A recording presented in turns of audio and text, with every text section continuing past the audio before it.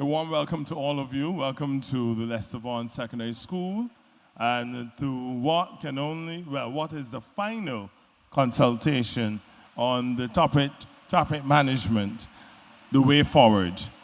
Our previous consultations were exciting. We were able to have a wide variety of solutions, a wide variety of solutions, and of course discussions. And so I'm sure that this evening will be quite the same. I'm Antoine Williams, and allow me now the pleasure of recognizing the Minister of Transport and Works, Senior Coordinating Infrastructure, Kirk Humphrey. I also recognize the Minister of State in the Ministry of Transport and Works, Dr. Rommel Springer, Permanent Secretary, Jehu Wiltshire, Deputy Chief Technical Officer, Design Services, Jason Bowen, and Treekirk McCarthy Bruns, who's sitting here next to me, Chief Licensing Officer of the Barbados Licensing Authority. So this evening, we will hear from you. We will note your questions, your concerns, but more importantly, we want to hear what solutions you may have to share with the panel as we look at this topic, traffic management in Barbados, the way forward. As you present, I am imploring you that you make your presentation as brief and as concise as possible, ideally within 3 minutes. It would be good if you can just get straight to the point so that for the responses, we don't lose any of what you may have said in your individual presentation. I also want to recognize our online audience, and those of you who wish to offer submissions, you're free to do so. And you can offer those submissions by emailing information.unit@publicworks.gov.bb or WhatsApp number 266-3780. And of course, you in the audience who may not be so inclined to offer your presentations in person, you too can do so via email or WhatsApp.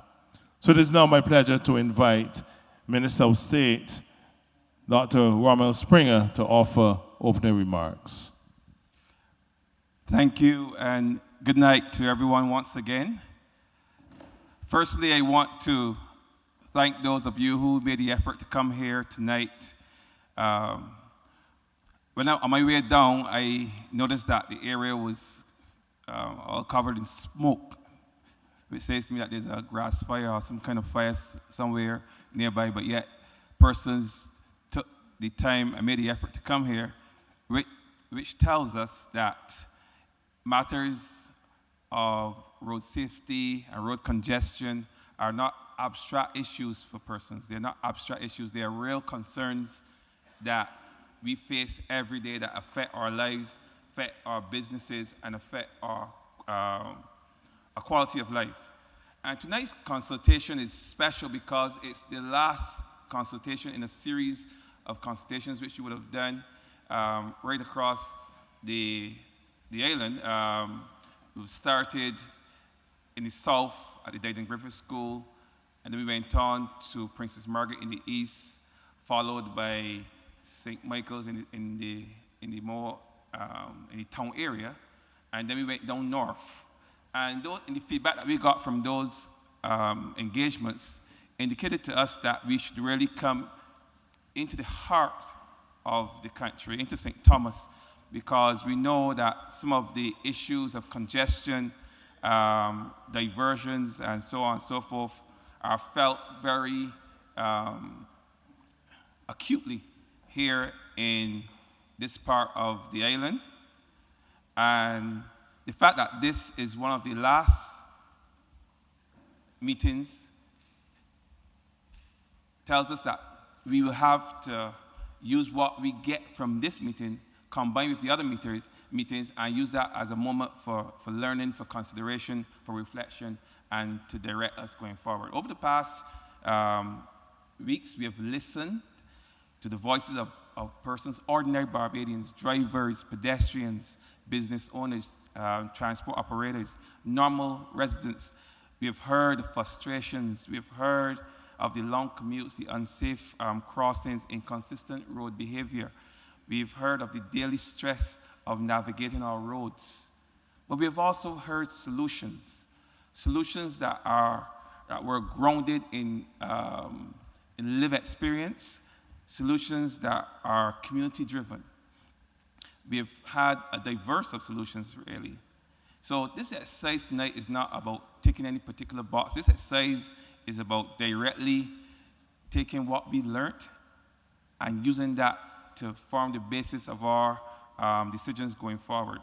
Whether that be improving the traffic flow, strengthening the enforcement, because we know we have issues with that. We may have to relook some of our routes. We will have to look at some of our regulations, because we understand that a sustainable solution will require partnerships between us as a government and you as the residents of Barbados and the residents of St. Thomas. And we're going to have conversations like this one if we're going to move forward as a country. So I encourage you tonight to speak freely, speak your mind, be constructive.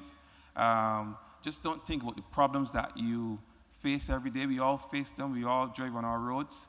But let's look at focusing on some of the solutions that you will want to see for Barbados, for a more efficient transportation system, more efficient road network, things like that. You want to, just let us hear your solutions. So together we can move forward and we can turn all that frustration that we've been facing into workable solutions. With that, I will pass back to our MC for tonight. Thank you very much, Dr. Springer. And just before I allow the Permanent Secretary to offer a recap of what has taken place over the past weeks, I want to take the opportunity to recognize Craig Archer, sitting over there, project manager for the Ministry's Roadworks programs. And for all of the consultations, we were honored and privileged to have representation from the Barbados Police Service, and tonight is no exception. And so I recognize members of the Barbados Police Service. Of course, you know that arm is extremely important when we speak about traffic management. I now invite Permanent Secretary to offer a summation.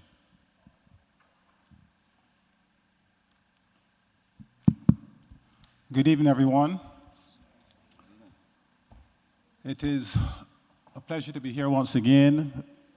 This is our 5th meeting, and I must tell you that the public has given this ministry a lot of work in terms of the many submissions that have been received both by email and by WhatsApp. In fact, some of the submissions have been extremely detailed. There was one 30-page submission. Another submission was 25 pages, so you have given us a lot of work, but good work that we are looking forward to do. So my summary is a reflection of the main points and suggestions that have been made at the first 4 public meetings, and they cover a number of areas in terms of traffic management measures, infrastructural development and urban planning, school transport, new modes of transport, public transportation, measures to reduce the number of vehicles on the roads, safety and enforcement, road quality, and standards. So I'll just give you a brief synopsis of these submissions. Now, some submissions have been very, very specific, targeted really in terms of traffic management, specifically in relation to junction improvements. We have had suggestions for the review of the timing of traffic lights at several junctions, and they need to be to accommodate only right-turning traffic at several junctions, especially those junctions that are the cause for a lot of the traffic congestion. One popular suggestion was the painting of yellow box markings at roundabouts to prevent motorists entering those roundabouts and blocking traffic. We have had suggestions for the implementation of more medium U-turns similar to the lollipop turn at Warrens, the installation of traffic lights at roundabouts, and one suggestion, which is quite popular actually, is using the hard shoulder as another lane when approaching roundabouts to accommodate left turning traffic. We also have suggestions for no right turns at peak periods into congested areas such as Wildy, 6 Roads, and Haggett Hall. And one suggestion is for the need for wider junctions to accommodate left turning traffic. Then we have suggestions for dedicated lanes, specifically in terms of dedicated bicycle and pedestrian lanes to promote, as one person said, as several persons said, a healthier Barbados, as reflected in the very popular Trailway project in St. George. And of course, bus lanes where space is available. There have also been suggestions for dedicated one-way lanes, which could be implemented at peak periods, a suggestion that the ministry is seriously considering. And of course, one person suggested the designation of a full zonal policy for children who live close to schools, who will go to those nearby institutions, rather than, as one person suggested, leaving Bayfield and St. Philip to go to Lester Vaughan School. Infrastructure development and urban planning. Several suggestions. Okay, there have been persons who have made suggestions for overpasses, some against. The construction of more roundabouts to accommodate right turning traffic. Several suggestions really for the establishment of a grade separated light rails or monorail system over the APC highway to be integrated with the overpasses. One strong recommendation is that the ministry needs to give serious consideration to a wider planning horizon, let's say of about 20, 25 years, particularly for emerging town centers such as 6 Roads and the implications for traffic congestion in those areas. And of course, we had a suggestion for the conversion of two-lane highways into 4-lane highways where space is available, such as the Waterford Road. In terms of school transport, one popular suggestion, an exclusive school transport system for students, which the ministry is also giving some serious consideration to, as well as a park and ride hub for school children, since we recognize that school run traffic was seen as a cause of peak hour gridlock. In fact, we recognize that when schools are out, traffic is easy to get to your workplace. Then, of course, there have been suggestions for new modes of transport, the establishment of a ferry service and water taxis from Oasis to Bridgetown and then to Speightstown. And then in the realm of public transport, we have had suggestions for the provision of real-time tracking of buses, and the Transport Board will, I believe, be launching an app shortly so that commuters may know when the buses will arrive at their particular destinations. One suggestion is for the creation of a hub and spoke system where high-capacity buses will serve major arterial routes between hubs, and then you have the smaller PSVs who would operate as feeder services on the actual spokes. In the realm of policy, suggestions for the restriction or the reduction of the importation of vehicles, recognizing that we have over 181,000 vehicles in the island, which really, and I believe within the next 5 years or so, we actually be going over 200,000 vehicles, which really is unsustainable. Of course, there have been suggestions for the reintroduction of work from home policies and staggered work hours, and the provision, actually one person suggested that companies should be granted tax concessions to implement, if they implement work from home policies and staggered working hours. One popular suggestion was the establishment of park and ride sites, especially near shopping centers.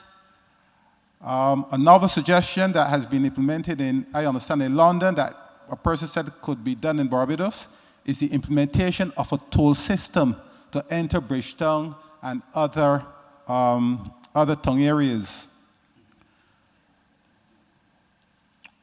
One recommendation which garnered some support at one of our meetings was the government should seriously consider the distribution of even and uneven numbers on license plates so that motorists will only be allowed to go on the roads specific days. And the person who made that suggestion recommended that you can take 50% of the traffic off the road on any one day if you implement that suggestion.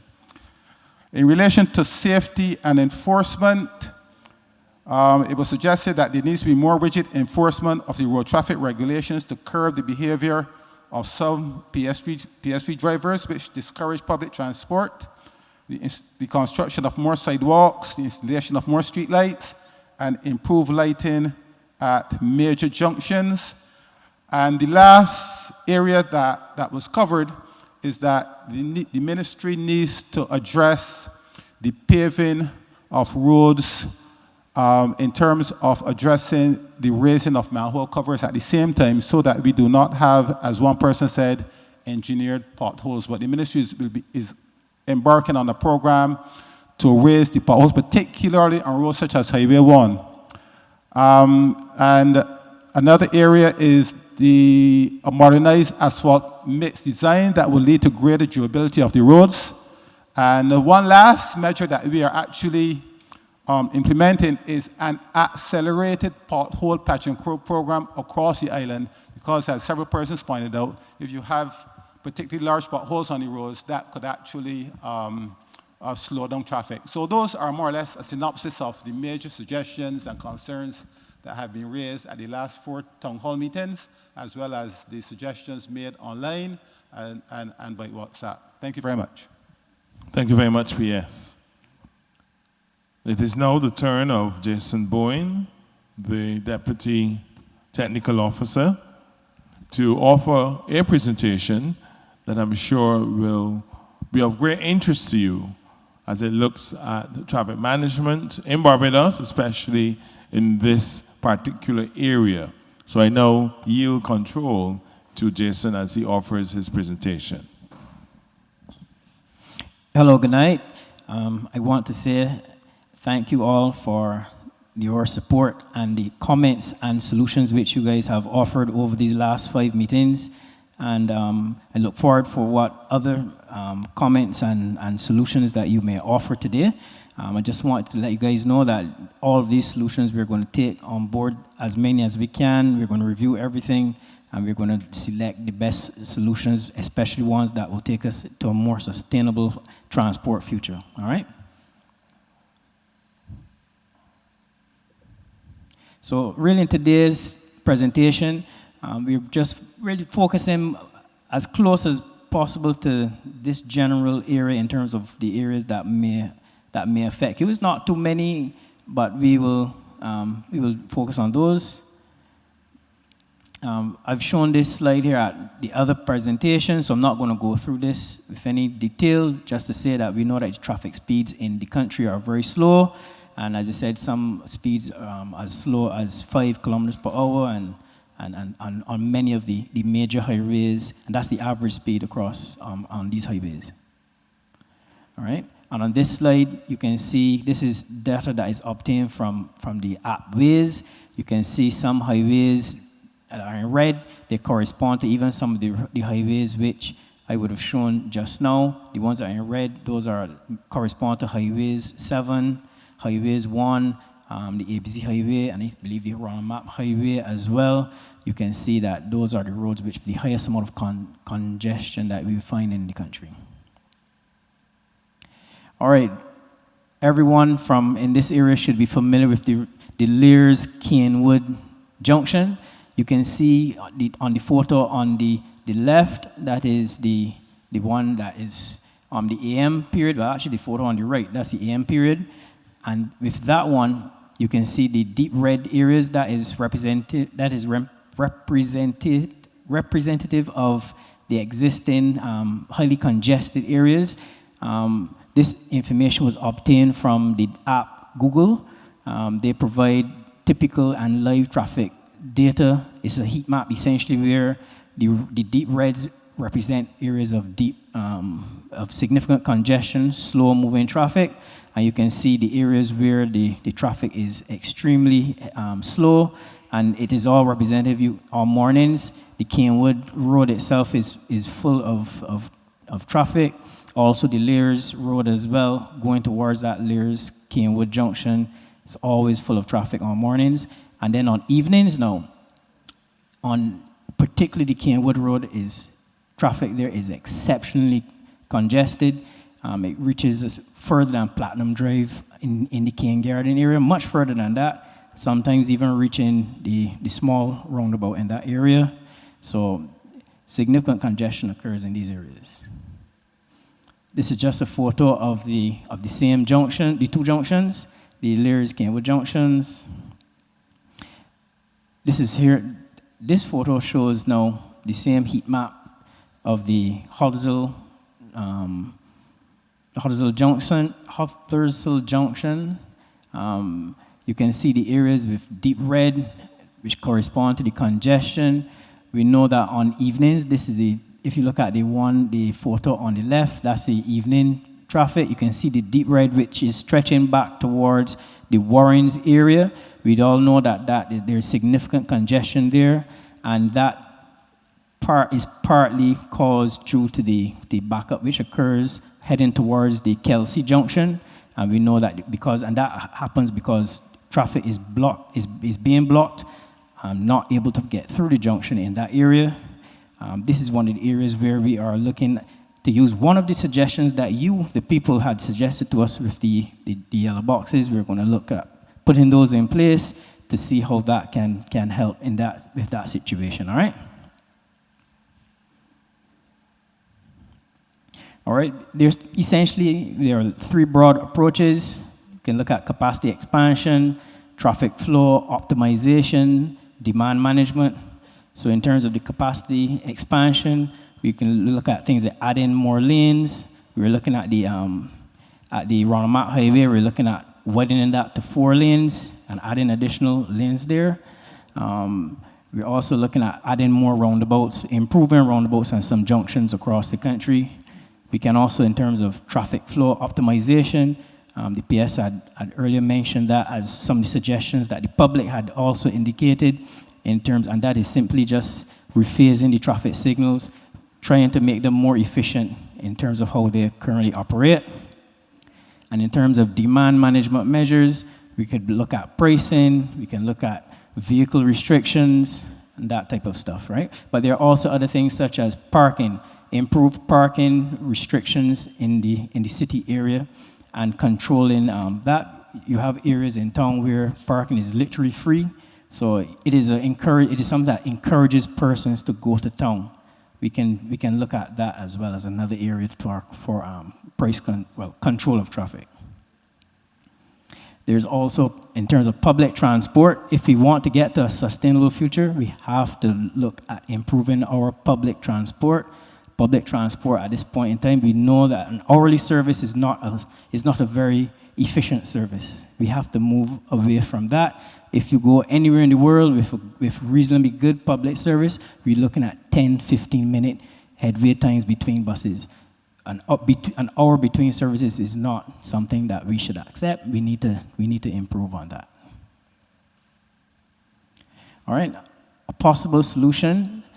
We had mentioned the Kenwood-Lears junctions. Well, currently there are a series of roads that persons are using to bypass the ABC Highway. And it stretches from the Kenwood-Lears junction straight down through to the Windsor Junction. And in fact, it goes further than that. It ends up by the Lowland Junction.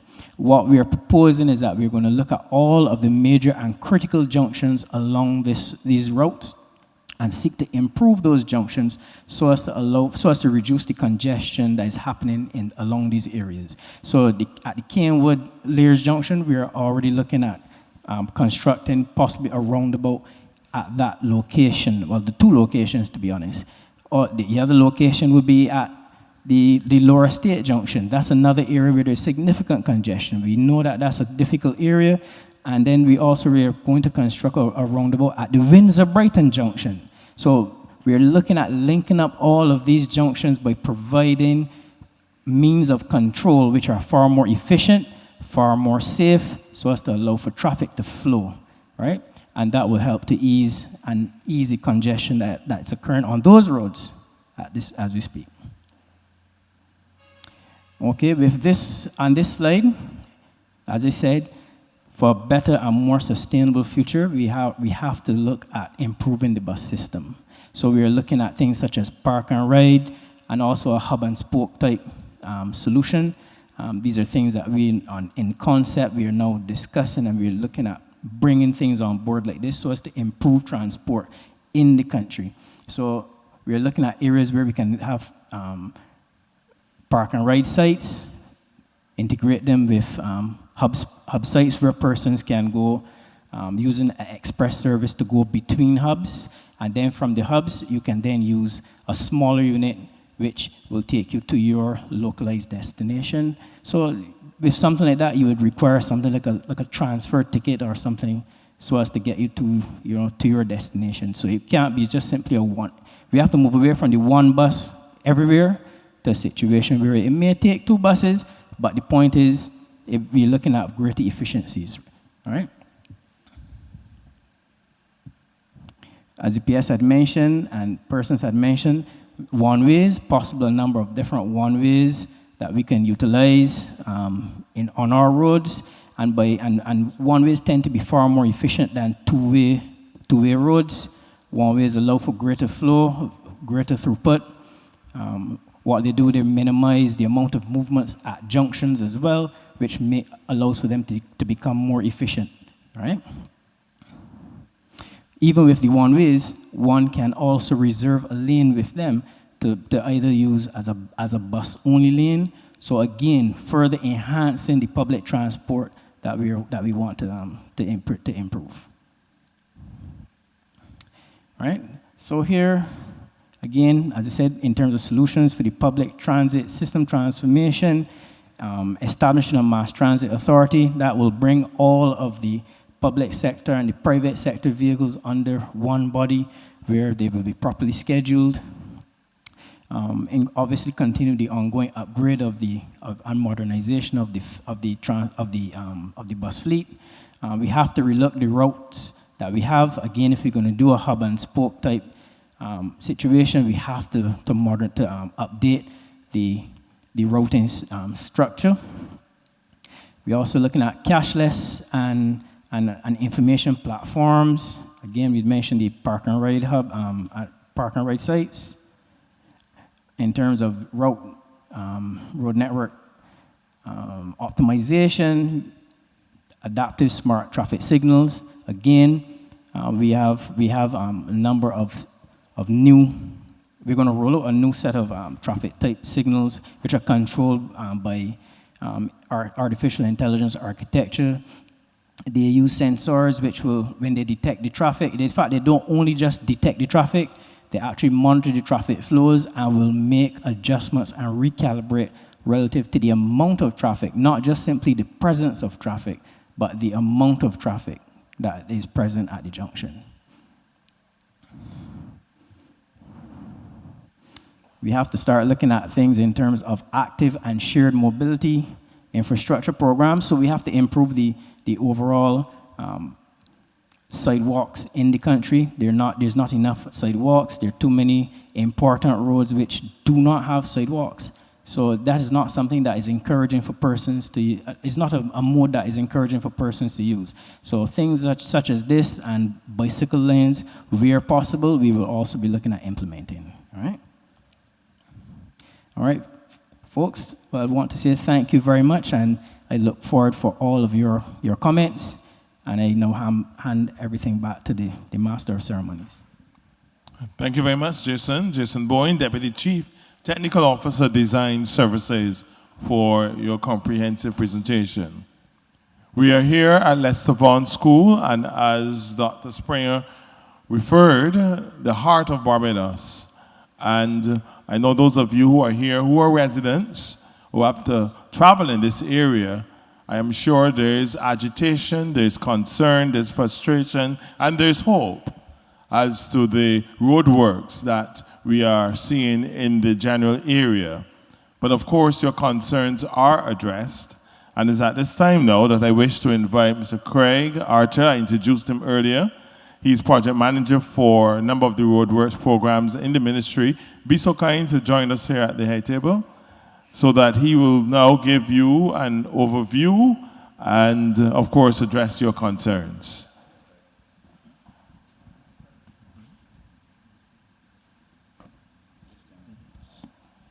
Yes, good night. Thank you to the panel. Good night, audience. In this general area in St. Thomas, the CAF Roads Rehabilitation Program that I am managing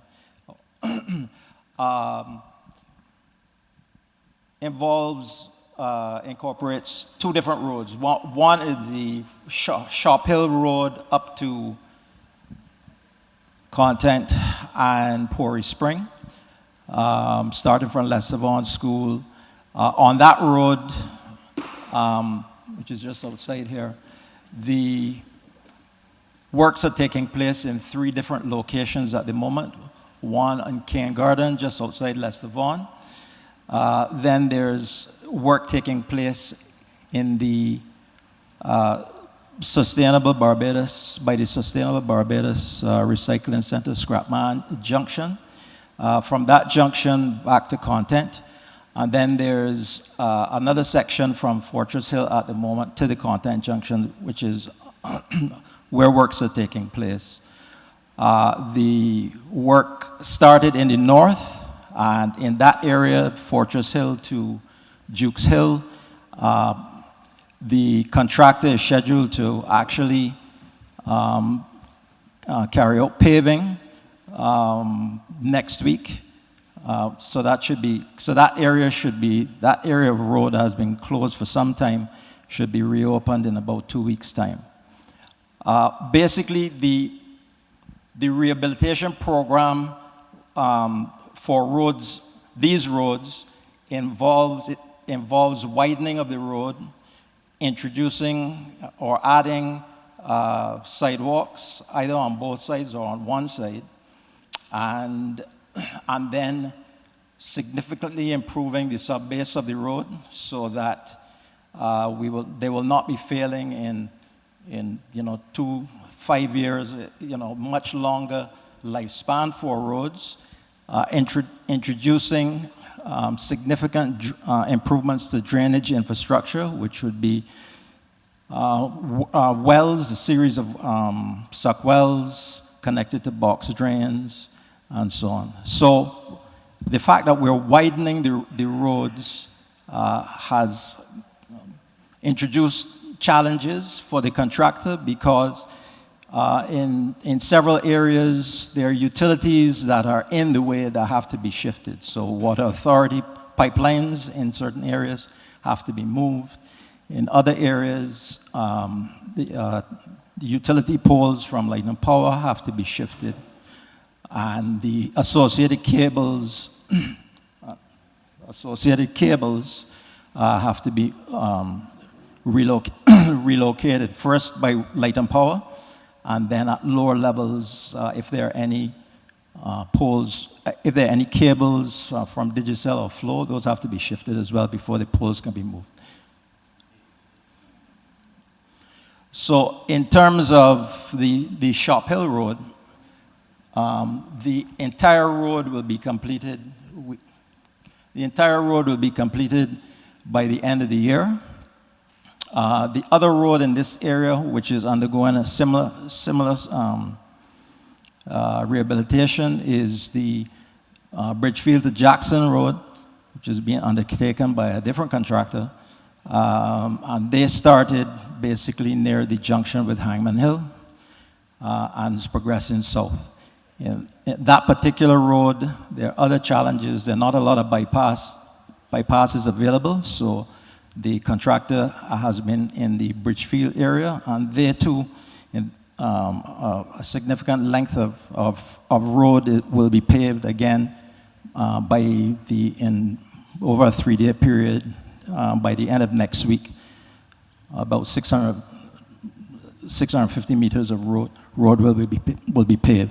And then once that is done, then the work will be shifted into the Bridgefield area and then move southwards.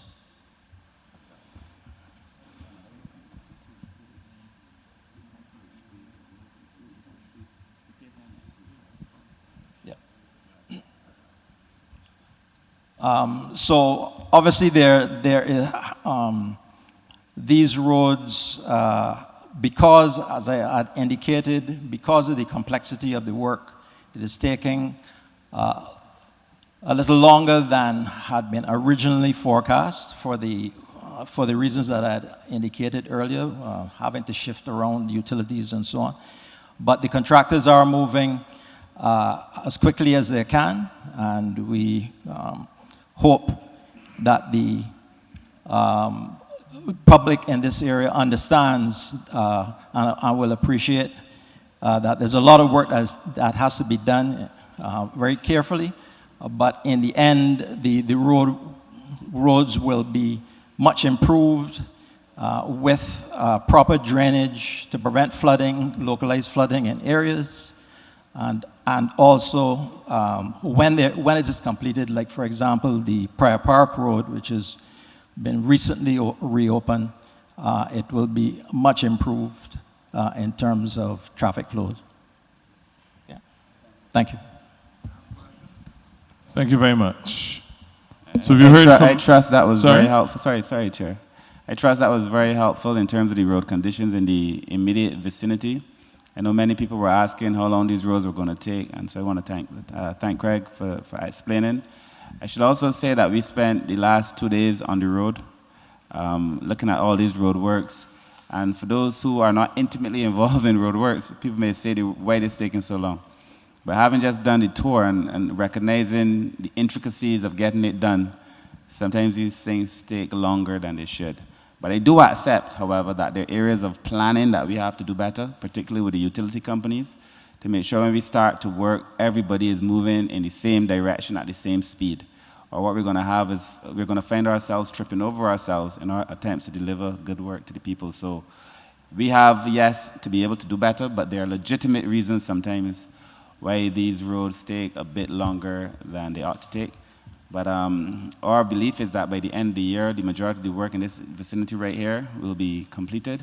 I think the other thing we have to do, particularly for the people who live in this area as well, and those who travel it, like myself, the other minister here, we both live in this area, is to be able to communicate when we're going to close roads before we close the road, and to give people enough time before they get to the point where it says detour, because you drive all the way down to the detour, and all the possible angles that you could have taken off the road to save you a lot of time, you would have already passed. So I think we have to be able to communicate with the public in a way that says, hey, we got a lot of respect for the public. I think we also have to communicate the challenges that we're having. If we say a road is going to finish by June 1st, and it is September 7th, then the public needs to know before June 1st that the work has to be extended. And then we have to give regular updates as to why the road is taking so long and so on. So there are things that I think we're learning as we go along, but I give the public the assurance that going forward, the communication is going to be a lot better. I want to thank Craig and all the team. I want to thank the MTW team for the work that they would have done. I want to thank all of you for coming out this evening. I do hope we have a meaningful, engaging conversation. I see my good friend Faith Marshall Harris is in the audience. We've worked together on a lot of child protection, so I know it's going to be about road protection, I imagine. But I'm happy to see you here, and I look forward to the engaging conversation. Sorry, Chair, but back over to you. That's all right. Thank you very much. Well, you've heard from the members of the head table, so it's now your turn. For those of you who have expressed an interest in offering a comment or submission or solution in that regard, you were given a slip of paper, and there's a number on that paper. So I'll call the numbers as you come to the mic in the middle, and then you offer your presentations. Be reminded to make them as brief and concise as possible. Question 1. Good evening. I am Manfred McKenzie. I'm with the Barbados Trailway Good evening, all. I've made Barbados my home. From my accent, you may be able to tell that I am South African, and in South Africa we have a word for this sort of thing, which I want to thank the Minister and the team for, this collaborative interaction. It's called an indaba. So being here at this indaba is making me feel more at home, so, and I thank you. So we know that the solutions are at our fingertips. We've heard from the experts. We at the Barbados Trailway are also aware that there are expertise within government and at this panel and in this room that can be contributed towards solutions. I'd like to highlight the physical development plan on the town planning website. It clearly states that the physical development plan is looked at as a framework towards infrastructure development, towards mobility. In fact, Section 2.4 of that same PDP highlights the importance of mobility, the importance of accessibility.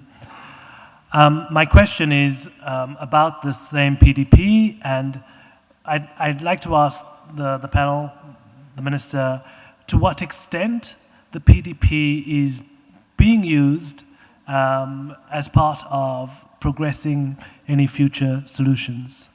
Thank you.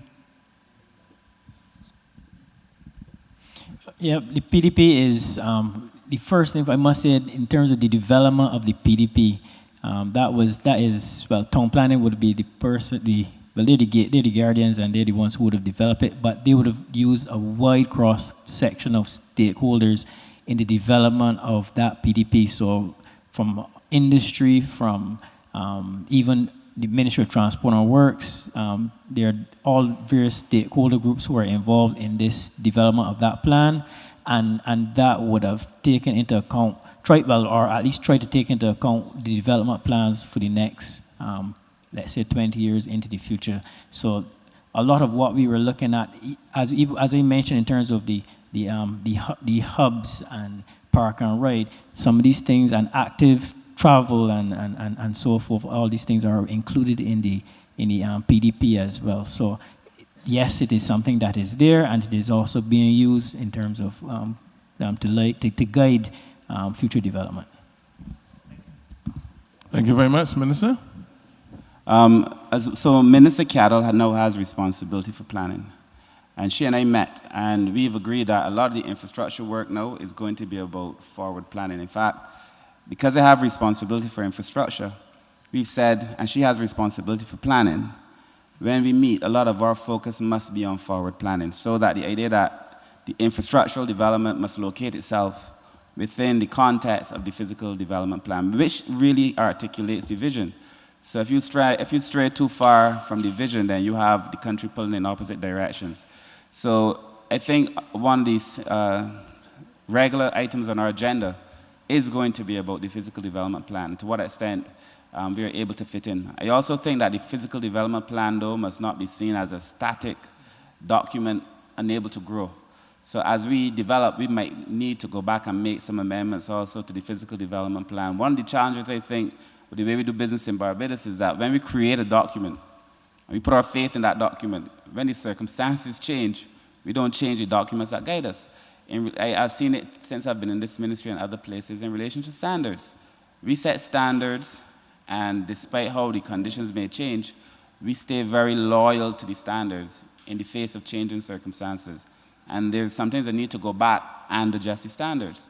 And so there might be a need to make changes to the physical development plan, but our new one is relatively new, only a few years old. I think it's 2023, so it's fairly new. I think it is very forward-reaching, and so that is going to be able to set the context for our development going forward in terms of infrastructure. Thank you very much. Number 2. Hi, good evening, panel, Minister. My name is Aitchison Clark. I live in the Holders Hill area, so this hub is my general outlet. I have a few suggestions. Number 1, make from Kelsey's to Lear's one way, heading to the country. That way, people that are coming down doesn't cross the traffic that is coming up. So it'll be a consistent flow going to St. George or going to the country. That is number one. Number two, Salters Junction, I would suggest the same thing. Make those one way from Monday to Saturday, and just allow for public transport. So when you come to Salters Junction, instead of people having to cross you, that is a consistent flow going to Dash Valley. So that would ease up the traffic flow then on Norman Hills roundabout. From Salters to Chowbridge. Right? So that would stop the traffic from having to cross in that area. Everybody following this so far? Good. The next suggestion would be in Warrens. I can't for the life of me figure out how you turn into Shelgat to Saul Warrens. You have to cross 2 lanes of traffic. Right? And then to exit, and legally to exit Saul, you have to exit 2 lanes of traffic. You should be made to go up to the roundabout by KFC, turn, come around, turn in the first left, exit, close to the roundabout. Right? I can't figure out why that.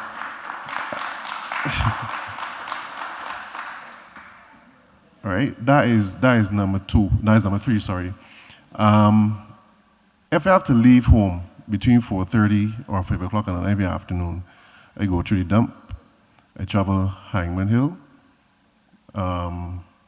Vaucluse, Jack in the Box, and I go through Prout, Appaway. Now I've been living in this area for about 15, 20 years. I've noticed in Jack in the Box in particular now, it's moved from like 5 cars to right now you got about a quarter mile of traffic. And that is in peak hours, right? Because everybody is avoiding the highway, right? So that is the new bypass road. I think I don't know if people come out and see these things, but for example, Hyman Hill Vaucluse was repaved. It was done as a bypass road, nothing wrong with that, but it was poorly done, right? I don't think that money was well spent. I think it could have been, if not out of concrete, you know what I mean? But it's a bypass, yes, but it could be done properly. Now all the shoulders in Vaucluse are broken down, and it isn't, that road can't last another 2 years, but it was just paved, right?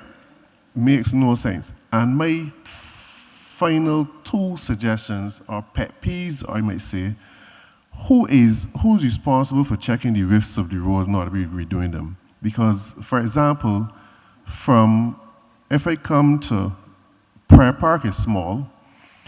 If I come to, that'd be Jukes, I come to Jukes where the new road is being done, I have about 3 foot of sidewalk on both sides of the road and a little road, right?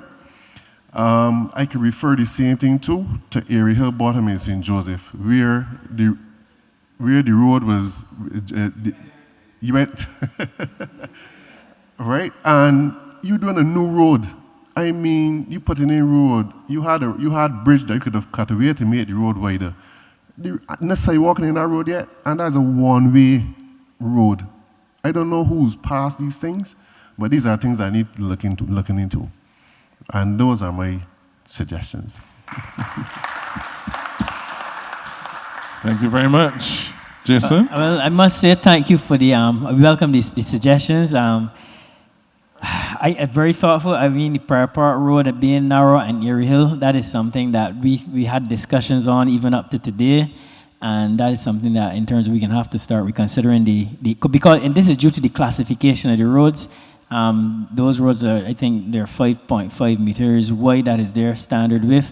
And Prayer Park Road is really a residential road. So that's why you would see a road like that with that type of width. But I guess when one has to also look at its use at this point in time. So Prayer Park Road is not just simply a residential road. It is a road that persons are using, heavily trucks, all kinds of traffic. So that is something that we can have to reconsider. So the ministry does take on board your point and so forth. The Saul Warrens, I must say that is something we are aware of. That is one of the quick wins that we are going to look at within short order to address. The 2 one-ways, there's a good solution, so we can review them and have a look at and see how best or what is the best solution for those areas that we can implement. All right.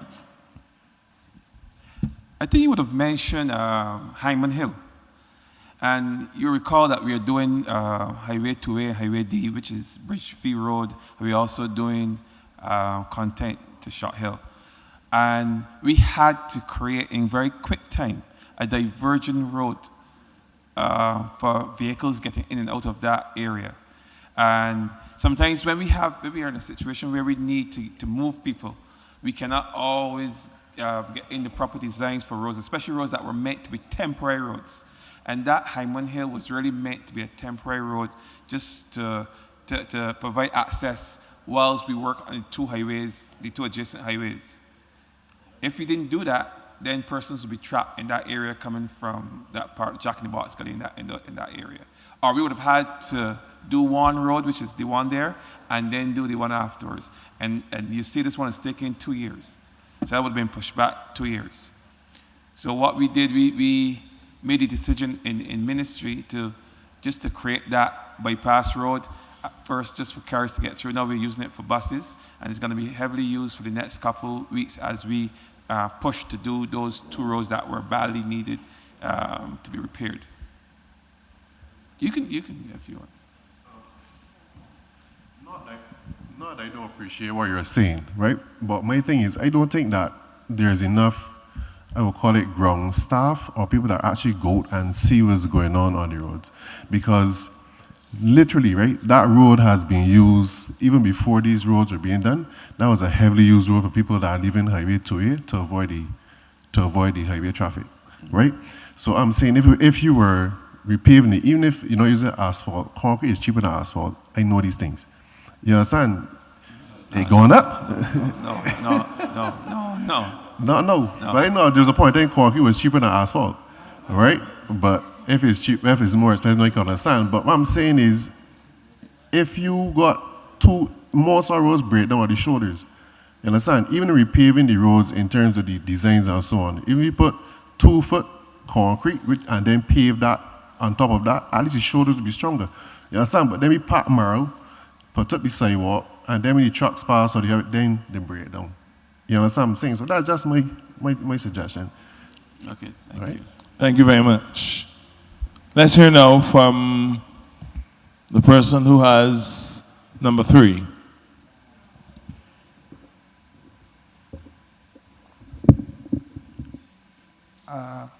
Good night to the head table. My name is Stephen Archer. The disclaimer earlier, Clark, I work for a construction firm. This has nothing to do with this construction firm. This is personal. All right? I come from the land of Bobby. I come from Crapley, St. Lucie, right? Where the water is brown. All right? All right. All that aside, I come to take this traffic management in a different direction. And it's all about the construction of roads, right? 85% of the roads in Barbados are not designed for the type of traffic we have, right? It's not designed. Back then, the old-time engineers did not have the equipment that we have now. So what they did in building the roads was something called interlocking, where they scratched off the top of the surface and they put 1 inch or 1.5 inch stone at about 2-3 inches, and they dead rolled it, and then they used coalesce and chip to finish the road surface. What they used to do to maintain these roads would be to come in every 6 to 8 months, and they would come and put on another layer of coalesce and chip and seal it. I would know about this because I am fairly old and I used to have to go to school barefoot, right? And when I come home, my mother would have to take the oil, the kerosene oil lamp, and wipe it off my foot because I couldn't go to bed like that for the night. You understand? So therefore, a suggestion. Now, this was done in the area where I live. around election time, around 30 years ago, what the person who was trying to be elected did was they came in and they pulled a dragma of asphalt, a very thin layer of asphalt over the existing road. And it lasted for over 30 years. Right? A thin layer, no more than about a half inch or 3/4 of an inch. Right? Where they put in the patches in the road first, and then they pull this layer over the whole road, and it lasted for over 30 years, right? I suggesting that some of this could be done in order to alleviate a lot of the potholes that we have in Barbados until we have the time to repair these roads, right? Next thing, I am in favor of flyovers. We should have had flyovers from 2008, 2009, when they were suggested. But vision, where there's no vision, the people will perish, right? Way back then, Mr. Adams had the vision to build a 4-lane highway from the airport to get traffic to the port. Then I can't tell you right offhand who had the vision to build the highway from Mullinar Quarter to Warrens, right? But the section of road there on Highway 2A is being done now, which was projected to last 15 years. At the time it was built, lasted 30 years. 30 years. The company which is here on my shirt did that work. 30 years. And what people don't understand about asphalt, right, is that in the beginning, it is very flexible, it's new, right? But as it gets older, traffic running on it, you know, it does not expand and contract the way it does when it gets new, when it's new. So therefore, it breaks. And what should have been done maybe 5-10 years ago, that surface should have been removed and a new surface replaced. Even at this point, there's absolutely nothing wrong with the subbase at that road, right? But Transport and Works somehow decided that they want to carry out an experiment.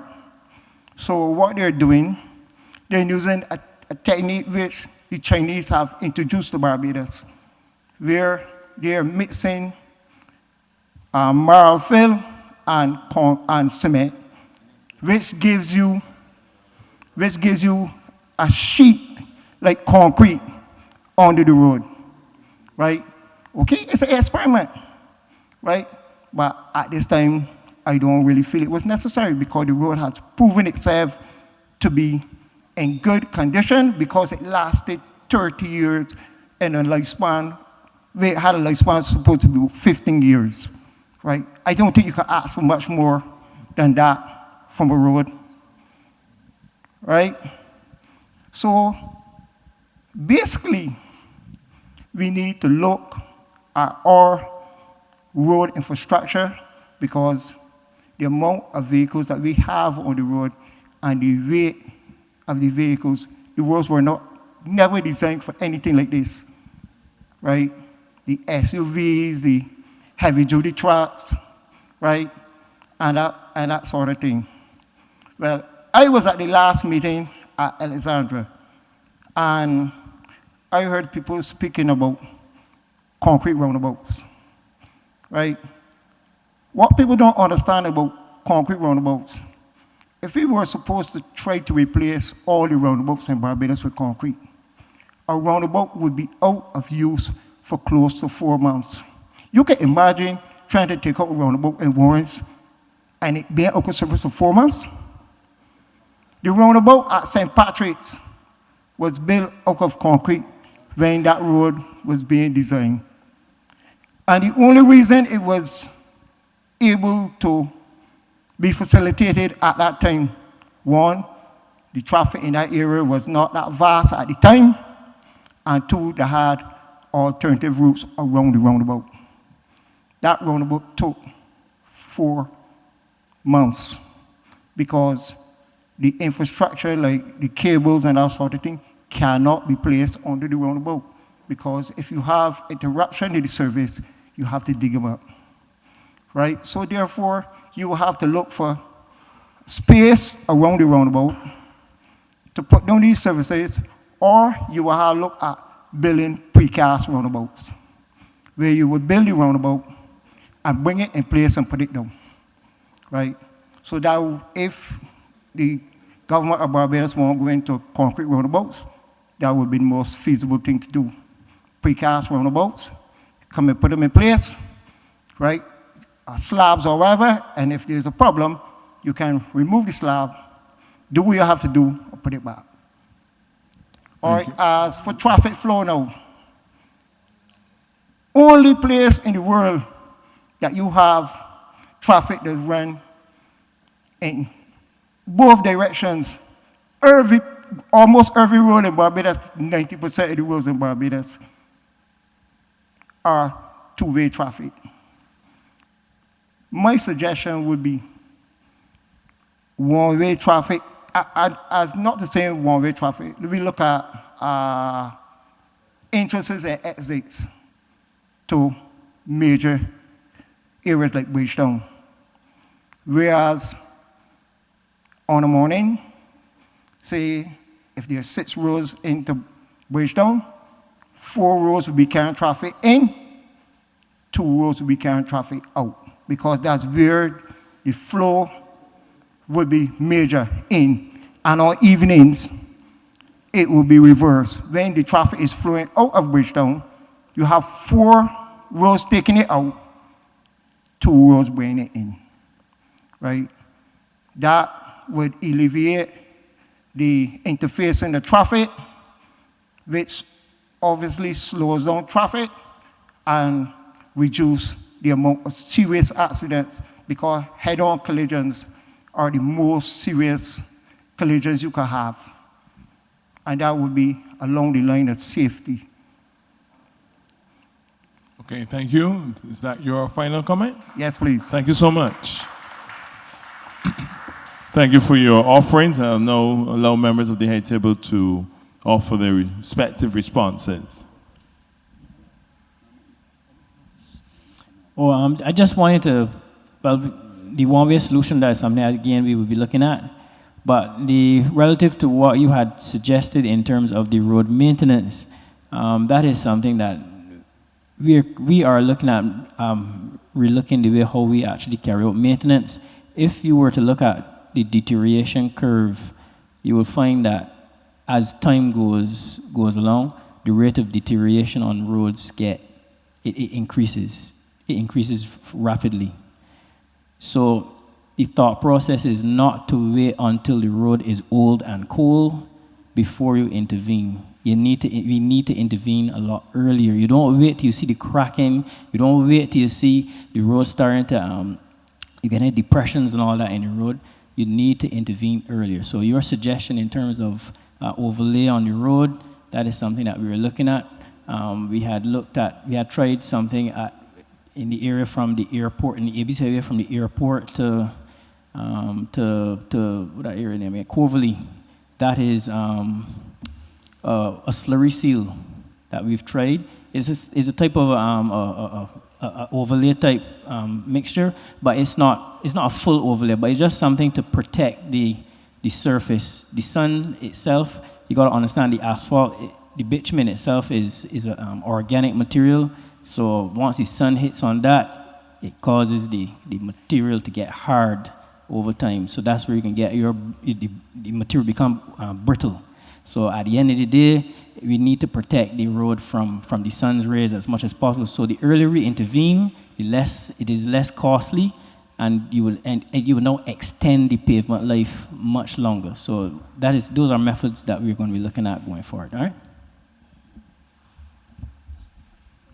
Yes, sir. I just want to agree with what you said. I know you quoted a number of around 85%. I can't say if it's 85% or not, but I know that a lot of our roads were not designed for the type of vehicular loading that we are seeing today. Certainly, the types of trucks that we see on our roads and the weight of those trucks on our roads, the number of cars, electric buses are also heavy.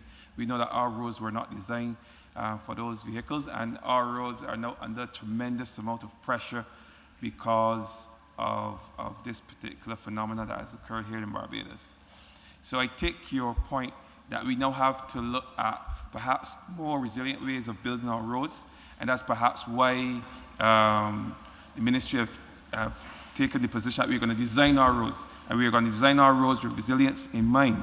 And that's why some of our roads here, especially along, if you use these roads here, Content, and to some extent Bridgefield, and certainly the road that we're doing in Crab Hill, I thought you were going to mention that, where we go in with the belief, like we've been hearing for many years, that if you scratch off 2 feet of soil anywhere in Barbados, you'll find rock.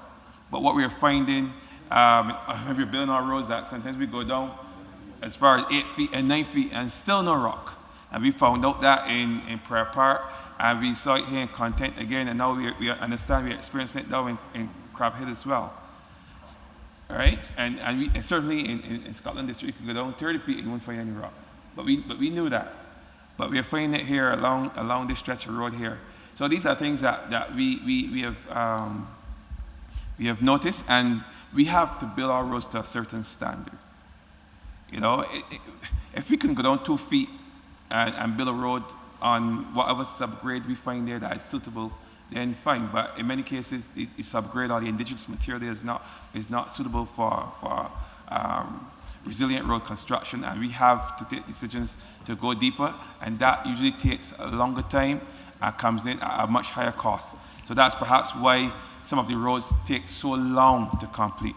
It's not as simple as just scraping off the surface and then replacing that surface. Then you also mentioned that you're seeing where we have infused the sub-base, the marl, with cement, and you said it was a concept that was introduced to us by the Chinese. I suspect the first instance where I recall certainly seeing that technique being used was on the East Coast on the Edinburgh Highway, where we felt that road, that sub-base on that highway required a bit more rigidity, a little bit more resilience or strength than what we would have done in the past. And that's where the idea for the introduction of cement was, I think that it was first started. And then we've seen it used on other occasions, certainly on Highway 2A, it's being done down there just to help strengthen that sub-base down there to give us a stronger road, because we know the type of vehicle loading that we get on those roads, that road and on some of our highways. So these are things that we would have, through a ministry within our own internal teams, we would have come up with to attempt to remedy some of the problems that we've been seeing over the years where roads were failing in quick time. Like major highways, we would expect that the sub-base would be cut to a certain standard. But the same technique that the older engineers used back then, right, can be used for some of the secondary roads.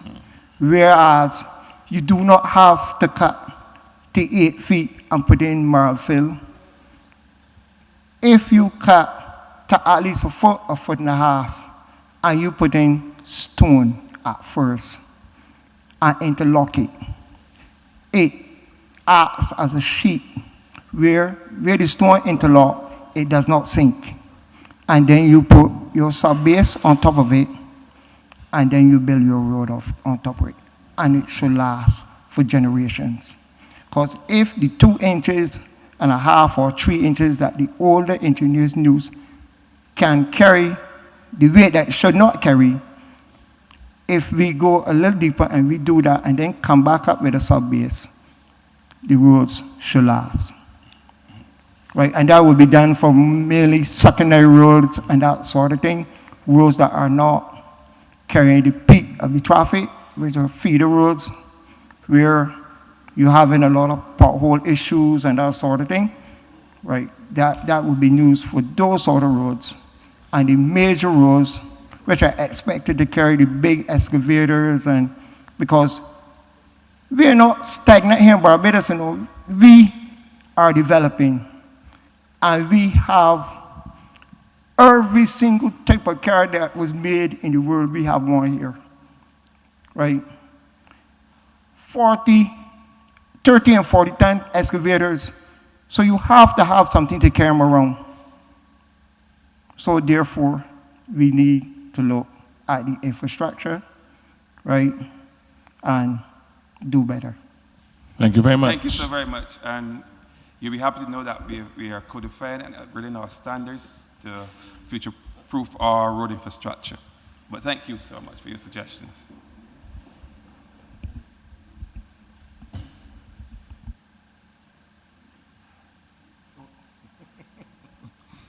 Number 4.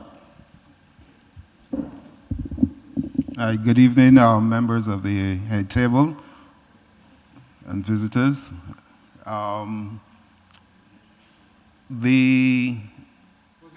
Sorry, my name is Wayne Hoy. I live in the, yeah. I just want to make a point about the road over here, the HL King Garden Road here that's being done. And I just want to know why, you know, it's built in such a way that it doesn't allow for an additional lane. Noting that when you're coming from the HL area, you have the Reese Road that you can turn into. You have also the entrance to Lester Vaughan School as well. And then the turn here at the end. There don't seem to be a dedicated lane to make the left turn here at the junction. And we have to remember that when the Shop Hill Road is concluded and the Bridgefield Road is concluded, that you have more traffic moving back into this area from persons coming out of the countryside, especially on this Bridgefield side, person be coming out to St. John, St. Joseph, St. Andrew, using the road heavily in this area. And you can't have persons coming to the junction here sticking up unless you plan to put either stoplights or something there in place. But I believe a third lane could have been developed here on this road because there was land here. I don't know if you had to acquire it or so, but I believe that could have been done as a possible solution for this road here. But glad to see that there is drainage along the road. My next concern, and this is from Mr. Archer, who spoke earlier about the Bridgefield Road and said when you concluded to the junction at Rugby, you're coming into the Bridgefield area next, right? Noting that the area doesn't have any exit points, how do you plan to manage the flow of traffic into that area? And for the residents who live in that area, and stuff, because I generally am in that area like every day. So I want to know how you can deal with that issue in terms of if you're going to have create some access for persons in and out of that area, and if you're also going to have a meeting with the residents of that area to let them know what the plan is for the work in that area. I also note here on this area going up to King Garden to the police station that there was some marfil used in the potholes going up the road. There's some marfil in the area that get rain every day, right? So you ran out of patching material. Okay. We need to communicate that to the public. I think you would want Mr. Archer to offer his comment. If would you want to wrap up at this point in time? No, I still have 1-2 more points to make. Yeah. All right. But Mr. Archer, he can address when he finish. In the Warrens area, the gentleman behind, he suggested the roundabout at the Sol gas station. That is a good solution to have persons use the roundabout rather than exit and block up the road to go into the gas station.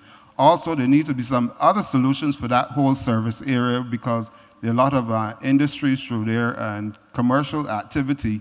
And generally, you find that even although you might use that as a cut to get to the gas station or to even get to Highway 2A, you're still in traffic at peak times, especially in the evening periods. And the other areas there by the Warrens, the Eunice Gibson Polyclinic, to make that right turn into PriceSmart. Another general area that is gridlocked almost every day. And you need either to make the traffic goes to the next, the four-cross junction by PriceSmart and make the turn there. So rather than to have traffic keep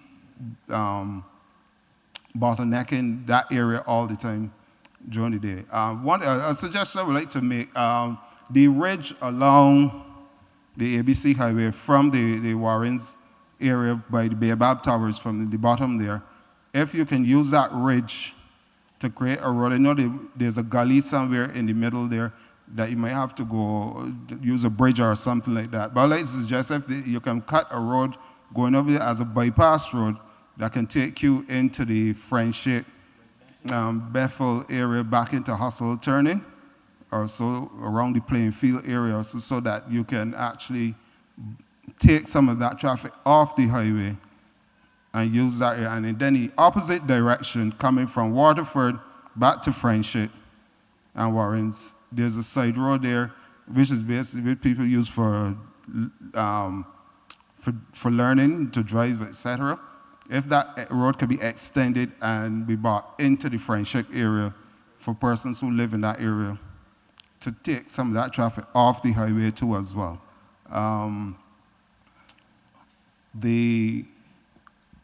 By the Kelsey supermarket, I believe that a one-way, sorry, not a one-way, but to take traffic from making that turn, that right turn by Kelsey's, rather than let the traffic continue on the ABC Highway to the Bell Junction and look back in from Lower State and then enter back into Hustle turning, making the turn only for buses, for public transportation, making that right turn only for during peak times. That would be one of my suggestions as well. We also talk about planning ahead and stuff. And we look in this Warrens, this general area, actually, you see a lot of development in terms of industry. Every day you see something new going on. I believe also there's also a plan to put a senior home here in the Edge Hill area too as well. How do you look at the traffic management? Because if you're if a person's going to acquire houses and you have developments and all these things going on in this area, then reducing the number of vehicles on the road have to be a priority. Because if you're planning down the road, you cannot have, tell us, okay, we have 180,000 cars at this point, then the next 5 years you got over 200,000 or so, which means you're not actually managing the problem, but you're actually exacerbating the problem to a point then where, you're frustrating persons. Persons become frustrated because the number of traffic. So I believe the priority should be looking at ways of reducing the number of vehicles on the road any given time. The idea of having park and ride should be something that I have to go into place ASAP in order to make people become comfortable in using that type of service. Because if we wait till like 5 years then to introduce our next 2 years or so, you can still be back to square one. People can still be complaining also. So that's my... No, we're just thanking you. I know that you're about to wrap up. In your comments, you did pose a question, and I will allow Mr. Archer to offer a response.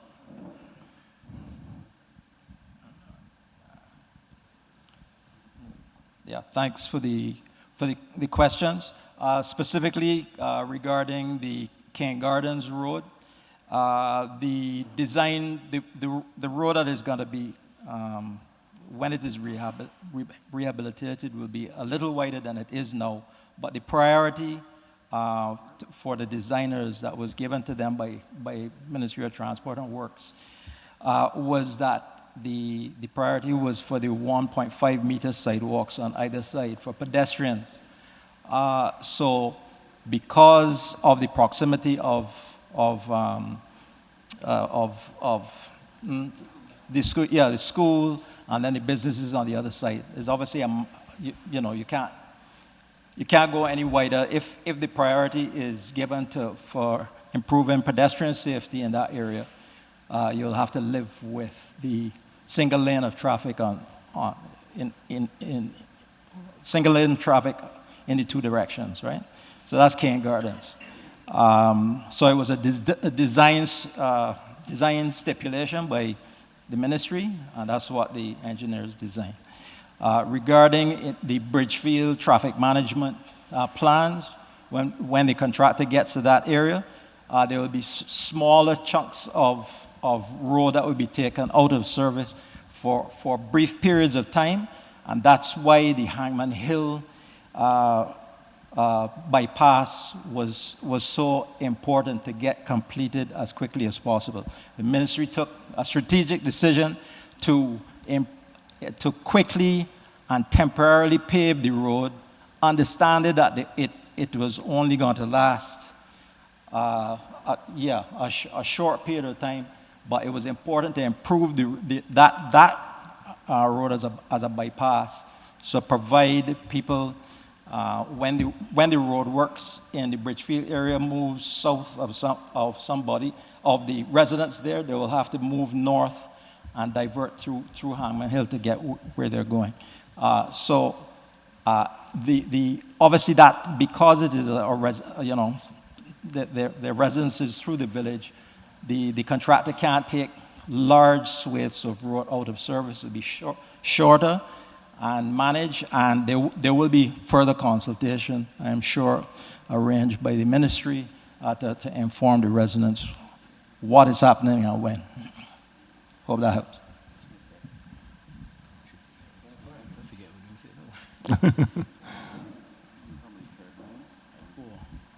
Yeah, and relative to it's a good suggestion that in terms of a third lane at the junction by I can't remember the name of the road right now, but yes, that's a good suggestion. But we generally monitor all roads as well, all junctions, and when it is warranted, right? We just don't go and just increase for just increasing it, because these things are costly, and that is something. But we do monitor, and when it is ready, there are various methods that we can do to improve. You did offer a suggestion. You could signalize that junction. That you could easily use a quick two-phase signal system, and we can bring order and control to that when the time is required. So it is not as though that it is not being monitored. We will do something when it is warranted, and implement a solution that is fit for purpose for the area. All right. Thank you very much. And may I remind you, especially our online audience, if you have your submissions and you wish to send them, you can email information.unit@publicworks.gov.bb. And the WhatsApp number, you can also send your submissions via WhatsApp. And the number is 266-3780. I now invite our penultimate number, that being number 5.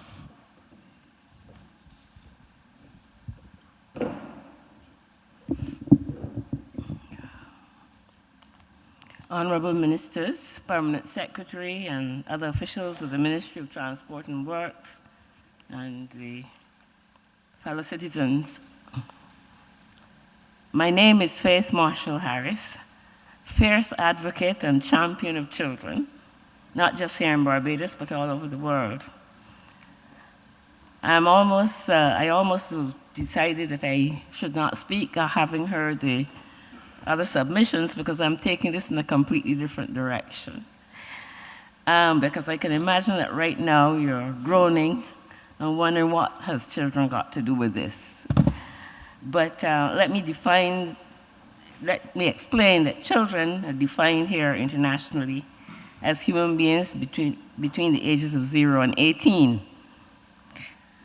And I'm also here to say that this is an issue that affects children significantly, And I believe that the two gentlemen at the top table, whom I presume to call my dear friends, will be truly on board with me. I have been listening to previous town hall meetings and consistently have heard that our traffic woes are substantially to do with the fact that when children are in school and they're being dropped off, this is causing the major traffic congestion. Now, I understand that this has been addressed before. I heard that earlier, but I'm here also to give my 2 cents worth, because I don't want children to become once again the scapegoats. And I thought I should come to this particular location and particularly soon discover why with my suggestion. So I understand the ministry is well ahead of me in this one, and have actually started to work on this particular idea. But I thought by articulating it, I can add some value, if possible. I am recommending that, of course, we have a dedicated school transportation system. Note that I say school transportation system and not school bus system, because whatever you design, whether it's by monorail, by water, by air, by whatever, that you consider that a transportation system for children going to school should be an integral part of it. So if it is more feasible to get some children from one part of the island to another by water, then it shouldn't be off the table. But whatever you do, I'm asking that it be of high quality, specially designed and dedicated. And I not only suggest dedicated, but rigorously policed. I'm using the word policed advisedly, not necessarily for the involvement of the Barbados Police Service, but by synergies with the Ministry of Education.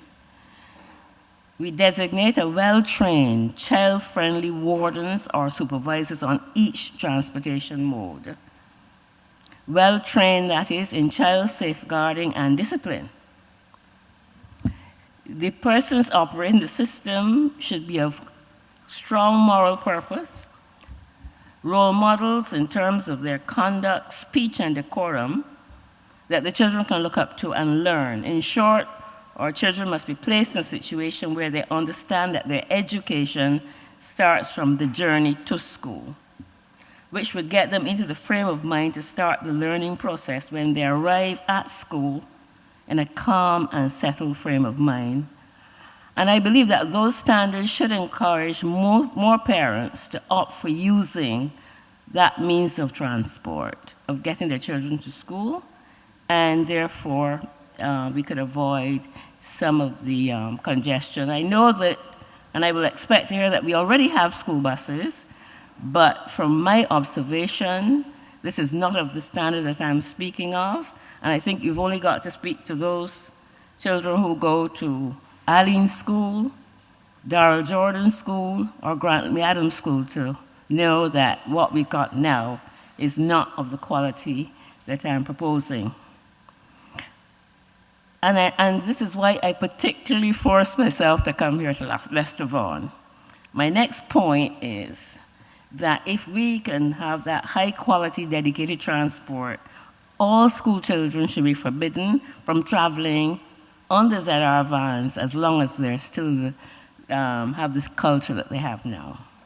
You will no doubt remember that there were a few incidents recently involving Leicester Vaughan students and ZR vans. And that has triggered really my strong desire to be here. Let me say that many, many years ago, almost ancient times, while I was on the magistrate's bench, I repeatedly warned against the dangers of the ZR influence and what it was doing to the behavior of children who use them. So this is not a new plea on my part. What is happening in the ZR vans is not conducive to their use by children, and certainly not for the beginning of their school day.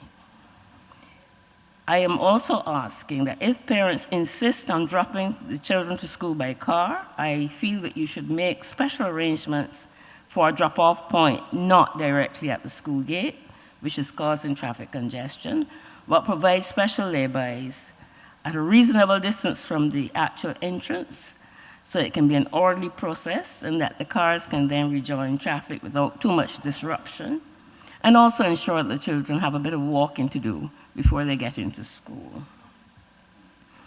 I want to take this opportunity to make another plea which might seem only tangential, but it does have some bearing on traffic.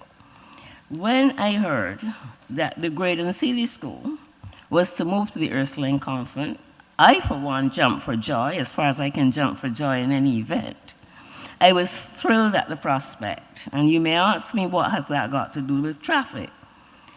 Because I'm now hearing from adults in some quarters that this would be disastrous, because imagine having all those school children coming onto the congested Calama Rock, and how it is going to hold everybody up, and therefore the school should not go there. I want to make a plea, and I want to beg authorities to think of the fact that this school, Graydon Seeley, is in a very congested area, which cannot conduce to their good learning environment. They need the space, and therefore I'm asking that you consider a different access, probably, to the school, and from the school, Ursuline Convent that is. I speak on the correction, but this could probably be onto George Street. But I really think that in the best interest of children, I would ask the ministry to have a close cooperation with the Ministry of Education to make that a possibility. And I would like you to really put some effort and your creative minds into ensuring this beneficial outcome for the children of Graydon Seeley. And let me say finally that under your present leadership at the Ministry of Transport and Works, you, Senior Minister Humphrey, I believe, can make most things possible. This has been my experience with you. This is not a party political statement. It is based on the confidence I repose in you and the history that we've had. And I believe that your can-do attitude, your usual competence, and the mantra that you always use, that I admire, people over politics, will mean that we should get a lot of these solutions accomplished for the people of Barbados and for the continued protection of children on their way to school. Thank you. Thank you also. Thank you very much. Thank you. You certainly brought a different dimension to tonight's consultation, but of course I will allow for comments, and please acknowledge the operations manager at the Transport Board, Gina Boyce, who will respond to some of your comments. Hello, good night. I appreciate the comments and I appreciate the statements about the dedicated school bus. I don't think you're the first person that mentioned it, and it is important. I also appreciate the fact that you realize we have to raise the level of it. It is not just a school bus, and sometimes it annoys me when people say, well, you have a school bus going there, because it's a system, and if we don't embrace and understand that, we won't get it. So when you look at the dedicated school bus system being administered anywhere else, as you said, it's for safety of the children. Maybe there's a warden, there is checks on who can carry our children. So as our drivers, persons have a vested interest in Transport Board, and there's this natural confidence that we vet, and put our staff to a certain point. So as you are pointing to have the dedicated school bus run and be outside of these at our culture, however that is done going forward in the future, it needs to have that kind of safety rail. So for the Transport Board, what we've tried to do over the years, we acknowledge that we didn't have all the buses. We used 3 of what we call our priority schools right now. We had to decide we couldn't get everything done until we got the injection of resources. And we identified a number of rural schools. Alling was one. They were in the papers many years ago about late buses, overly full buses, and we've been working with that school for a number of years. And year by year, we have resolved different challenges. So right now, we have about 8 to 10 buses that go there. We looked at crowding, coming through St. George, our Chalkymore is too heavy, we put 2 buses there. Coming through Shorey Village, the children from there, it is too heavy, we've put 2 buses there. We recognize that we changed our bus design and the capacity has changed, so we had to put another bus there. So a bus that would before carry 40 children or 70, because the Road Traffic Act allowed for us to carry a little bit more in a school bus, but we want to look at comfort and elevate past that probably archaic as well policy. We are looking to add more resources to those schools, and we're working with those schools dedicatedly. So up to the end of the term, we met with Grantley. We know there's an issue. It's gone to the point that even the ministry, because we're working hand in hand with them, you're correct, we have to work with them. They said they can see, they're in the terminals, the truant officers are there to make sure they can identify those persons that might be getting into the wrong kind of activity so that we can work together. It was the principal, it was the ministry, it was transport board, so we could talk to persons who were not understanding the benefit of having these buses provided more regularly to them, how they were not utilizing them. They might be getting on them and getting off at other points. So there's a whole thrust to improve the dedicated school bus service. We are working with the ministry. I saw recently, I'm not sure it would have been there before, even if you look at school zones, somebody mentioned it before, when you get into a zone, how you will have to change the speed that you travel at. As you're indicating, in some areas, you might have to have dedicated drop-off lanes.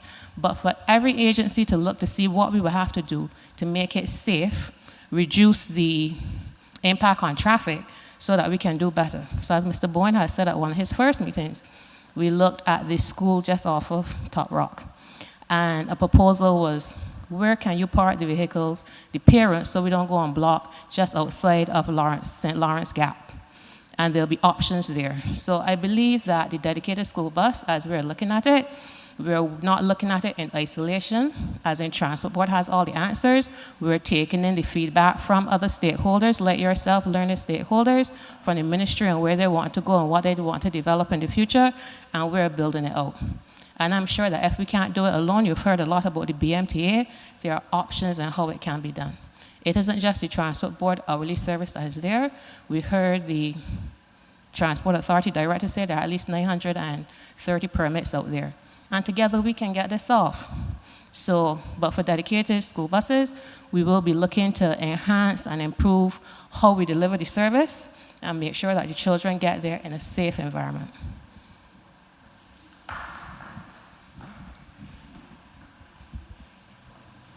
Thank you very much, Faith, Mrs. Marshall Harris. Good night to your husband as well. My former schoolmate, we were at university together. So it's always good to see both of you.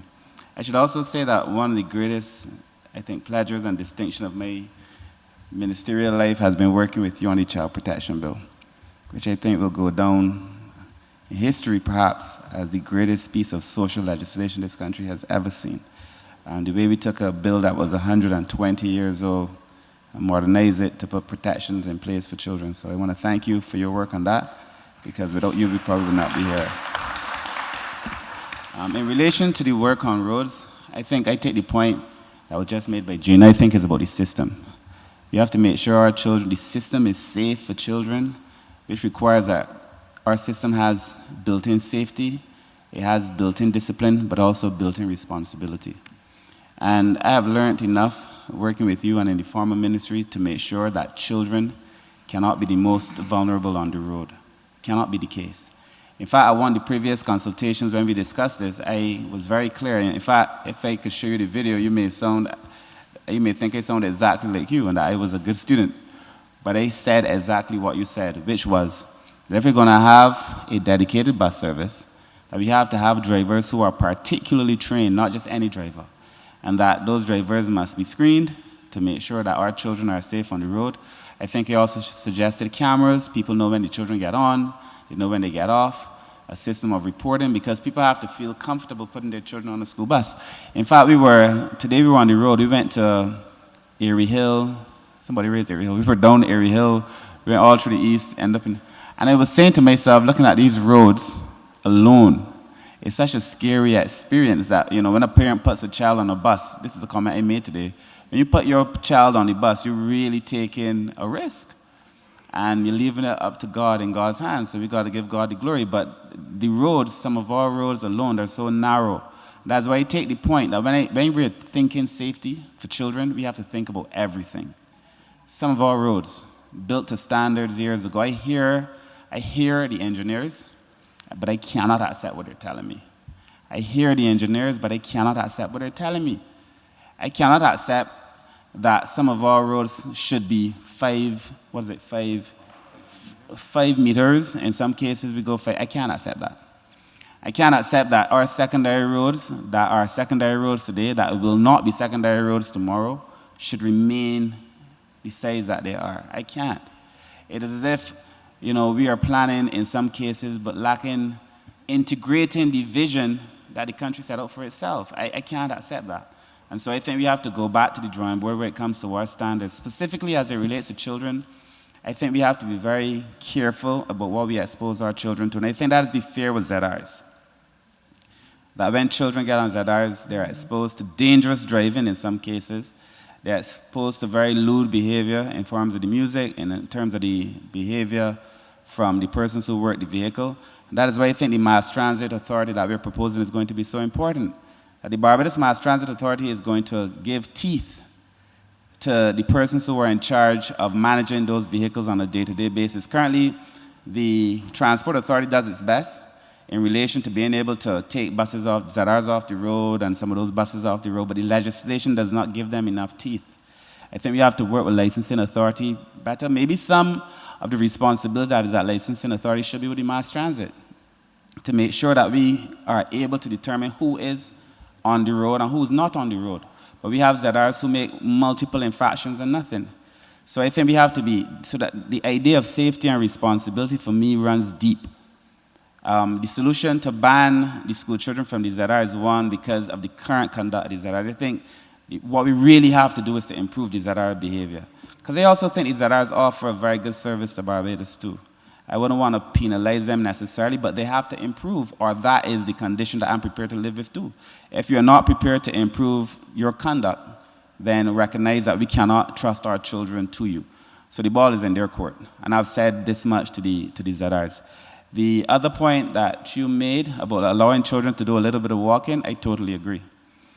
The problem with Barbadian society as we get older is that the average Barbadian today is 47 years old. 47. In 20 years, the average Barbadian at this rate is going to be in his 60s if everything continues as is. A country that old is going to have serious problems. But the bigger problem is that most Barbadians who reach a certain age have associated NCDs that they shouldn't necessarily have because of old age. But if you start moving earlier, that is why this conversation about traffic is a conversation really about movement, people walking, moving people. So I take the point on and I agree with you entirely that we have to get our children to move. So I take the point, I agree with it as well. I think it's something we should plan in, as opposed to leaving it as an ad hoc thing. The last point that I want to raise, that you raised, was the Graydon Sealy School, which happens to be in my constituency. And I know that people had a very profound affection, particularly people who went to school there, for the Graydon Sealy and its current location. But if you know Paddock Road, first of all, it's a very narrow road that is in need of paving, hint, hint. But it's a very narrow road, and so we have to be able to improve the road, period. But the school itself is crowded, it is dark, it is literally sharing a wall with the paddock where the horses are, so the school smells like horses. So people who understand the reality of the school appreciate that we should move the school. And the space at the convent is a lot bigger, it's a lot brighter, it's a lot fresher. The government is committed to moving the children to the convent. That is not going to change. I think the conversation we're going to have is about, because my daughter went to that school, so I know when you turn in, you have traffic backed. That is a real concern. That backs traffic all the way to town. So maybe an entrance into the school somehow that's a little bit different, but to deprive the children of the footprint at the Ursuline Convent would be sin, in my opinion. And that is me losing a school in my constituency, going over to Marshall's constituency, but it's a school that I also have a particular affection for. So I take the point, but I want to give the assurance that we are not moving away from our responsibility for the children and to the children. So that is also going to be done. So I hope those address the concerns that you raised, but I think we are very much like-minded on all the points. But thank you very much. Thank you, Minister. We go now to our final submission, that being number 6.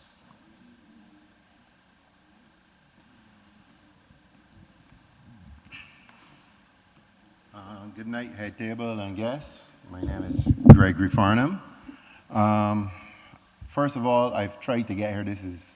I've never made it, so I hope I'm not bringing up points that were brought up before. The issue, my main issue is the flyovers, right? Have we done any designs for them, even if they're preliminary, or is it just conversation at the moment?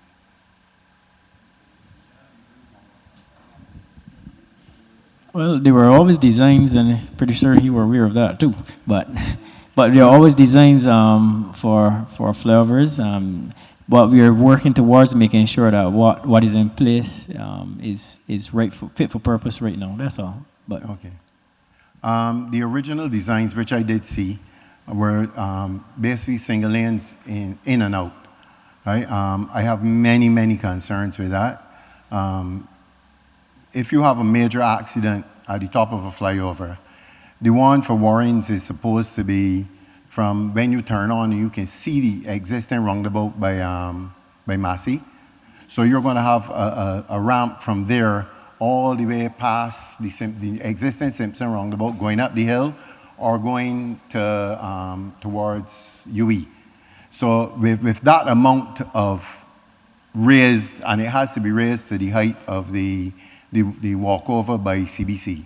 So if you have that amount raised and you have a single lane with a barrier in the middle, which it would have to have, and you have a major accident up there, how do you get all of that traffic off of it? You know, as I say, my concern is if it is going to be 2 lanes up there, it's going to be the potential for a major disaster. If you have a fatal accident, nobody can move that vehicle or that person until the coroner, I believe, and the police arrive. So if you have a fatal accident on the top of one of these single-lane highways, you're going to have traffic up there for God knows how long. Furthermore, you have to have a way of getting the traffic that's turning under the roundabout, under the highway, under the flyover, right? So if you have that, you have to have 4 lanes. You have to have 4 lanes coming to 2 lanes. 2 lanes going up and 2 lanes working underneath. You have to have, at some point, a divider. And we all know how Bajans drive. They're going to be coming through on that under lane and then squeezing back at the last minute. If nobody lets them out, that under lane is immediately blocked up solid. There are a lot of things that I'm not comfortable with having flyovers. The gentleman said he would like to see them. I would like to see them if the design is good, right? So my question is, if they do decide to go ahead with these flyovers, will there be, like, first of all, preliminary designs that we can see as the public, and then will there be consultations on the flyovers themselves? Because having a consultation like this, you know, where it's a general consultation, it doesn't really cover the issues that will be in a flyover. Like, you know, cycling lane, and how does the ambulance get to an accident up there? Does it reverse all the way up? You know, I've sat down and thought about this thing, and I think it is something that needs a lot more consultation than just saying, well, you know, we have the old designs, and I did see them. I saw the artwork. I saw the actual drawings. They're a total disaster, in my opinion. And that's just me, right? So in terms of that, I'm just asking if we're going to have some serious consultation about them, right? Just before you continue, let me allow Jason to respond to you. Problem. All right. Just want to say there definitely will be. Well, we are currently reviewing what is there currently, but we will definitely have a national consultation on the flyovers, where you will get the opportunity to see what are the plans, and then we can discuss further anything else that is required, right? But definitely that is part of our plans to have that consultation. In terms of the Green Hill section by PriceSmart, the original design was a lollipop by PriceSmart, like the one that's up by Simpson Motors, and a big roundabout down by JL Galil or whatever it is, the BIM factory, right? But that didn't happen because of land acquisition. So unfortunately, the traffic in that area could be solved by those two roundabouts, a small one and a big one, right? That was in the original design. Yeah. Well, it's still there, and we are going to be relooking that those proposals as well. All right. All right. When you go to Kenwood, there is no parallel road from Kenwood basically to the highway. If we could put a parallel road to that, that would take, let's say, 50% of the traffic out of that Kenwood area, which would, So the problem is there's a big gully going all the way down, right? So you either have to put a bridge or you have to do what they've done at Kenwood, which is, gone down, right? But I'm just saying the amount of traffic that is on that road is because there's no alternatives, If we could put another road parallel to that, maybe coming out by Chafet's warehouse. I'm just saying, somewhere down there to take off half of that traffic, that would, that's just my personal feeling.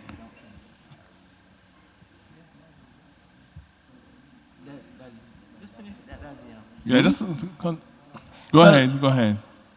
What we have, and I did mention in presentation, I don't know if you had seen it, but... I came late, sorry. Okay, right. So I did indicate that there is a road that basically from the same Kenwood area, in fact, it stretches further than that, where persons from there going all the way down to Windsor, Brighton Junction, the persons use that to avoid the congestion that's on the ABC Highway. And I suggested that what we are looking at is that improving all of the junctions along that route so as to improve the traffic flows along there, right? Nice. So definitely looking at that. Real fast. So you have a full list and but continue. No. I'm almost done. Okay. I think actually that would be it. That'd be it. Thank you very much. All right. Well, thank you also. Thanks. Thank you very much.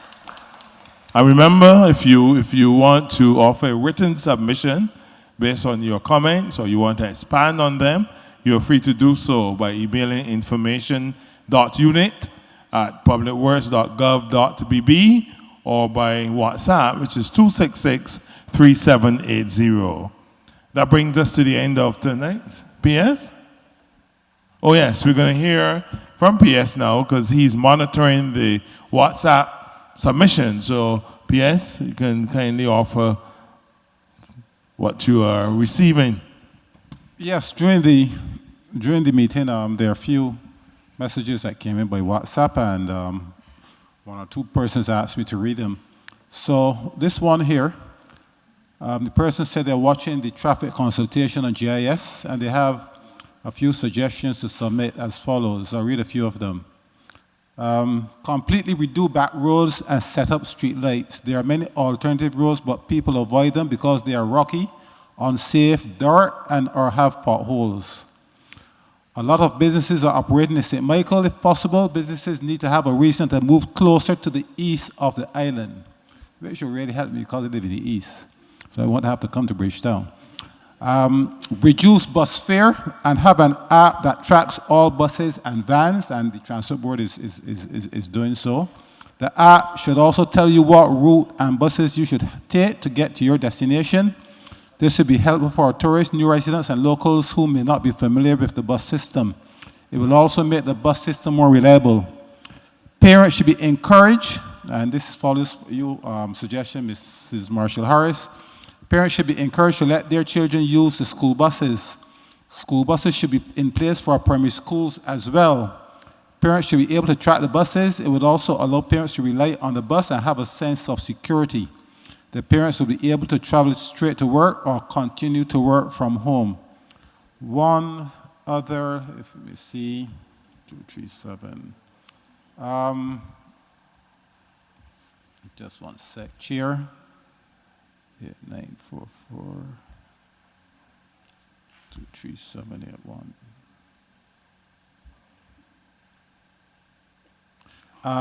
Gina Boyce from the Transport Board, you wish to hear this?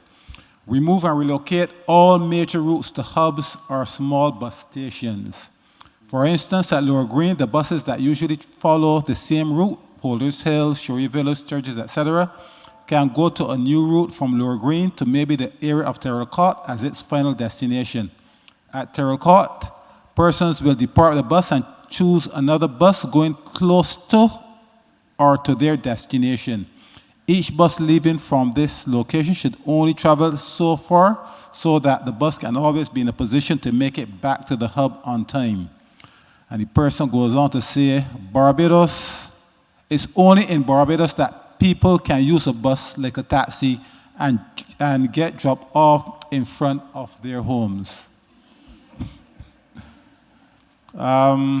As a commuter, being able to complete at least half of the trip can allow for the said person to be in a better position to get where they are going. There are a few more, but I will leave it there, Chair. Thank you. Thank you very much. The final remarks, Minister?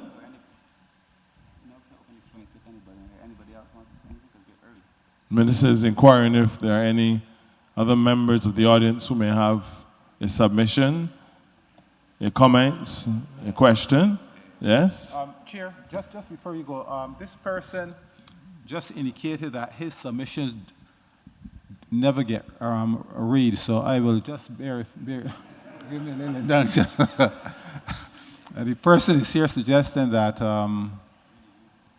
that widening the highway between the stretch from Warrens to the Bell and also the gymnasium to the airport. 4 lanes. The first left lane going left only, the second left lane going left, but also straight.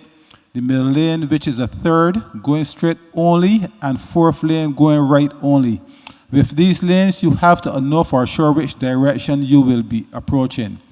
The person is also suggesting down by Trent, St. James, can you put traffic lights down there? I think that should help with that traffic at the bottom of Trent. Please do something about this. A roundabout cannot work at the bottom of Trent because the road is not built for that. Traffic lights would be best placed there. And I think, and the person is also suggesting that the street lights by the roundabout by Flash Zone, where is that? Flash Zone at the bottom of UE, are out on the roundabout. So if the chief electrical officer is listening, we need to replace those street lights at that location. Thank you for your intelligence, Chair. Okay, I will allow you now. Please take your name and you can offer your comment. Good night. My name is Tony. I'm sorry to be so late. I thought it was actually going to be on Monday coming. It was when I was home sitting down watching it on the computer, and I thought, oh my gosh, I had something to say. Got up and ran up here. We're glad that you were able to make it. My only question, I don't know if it's really about traffic, but I'm always been concerned about the roundabout by Chafet in Warren.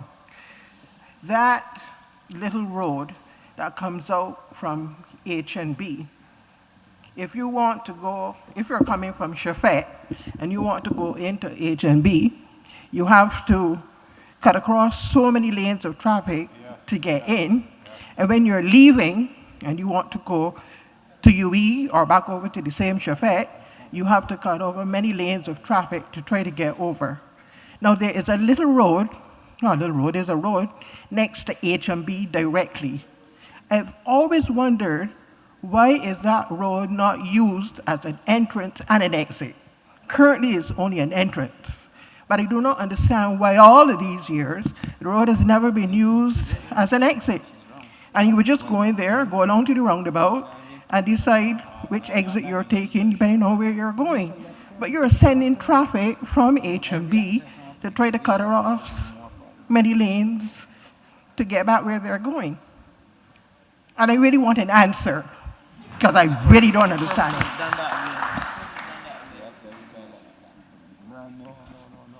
All right, well, that answer will come from the Well, from Jason Boyne. Yeah, honestly, that was purposely done that way. The ABC highway is what we call a limited access highway. It provides for high mobility. It moves close to 40,000 vehicles a day, right? There's no other road in the country, not like Highway 1 and the rest, that can possibly move anything like that. And that is so because there are few access points. What access points there are normally at those roundabouts. The more access points we place along that road, it's going to slow the operating speeds further along that highway, and it's going to defeat the purpose. That is what we call a strategic road. It is a road that moves traffic, right? All of the other roads generally are like roads that provide access. So you will see along Highway 6, you will see a direct access to a business, a direct access to communities. You're not going to see that along the ABC highway. So if we don't want to add more access points in the area of Warrens to the ABC highway because it will interfere with traffic flow, right? So I understand why you're looking at it from that point of view. That was only meant to be an entrance to get into the industrial area. That was just what that was supposed to be, but it was never meant to be an exit point, right?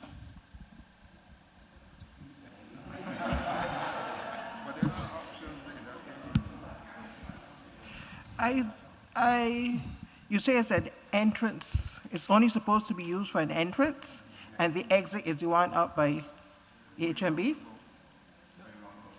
No, there's another entrance. Yes. Yeah. Or you can through that same service road and exit by Carter's.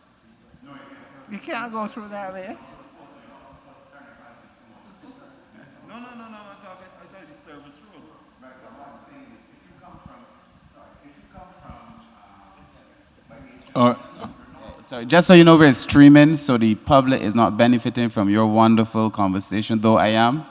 But if you want to share your wisdom.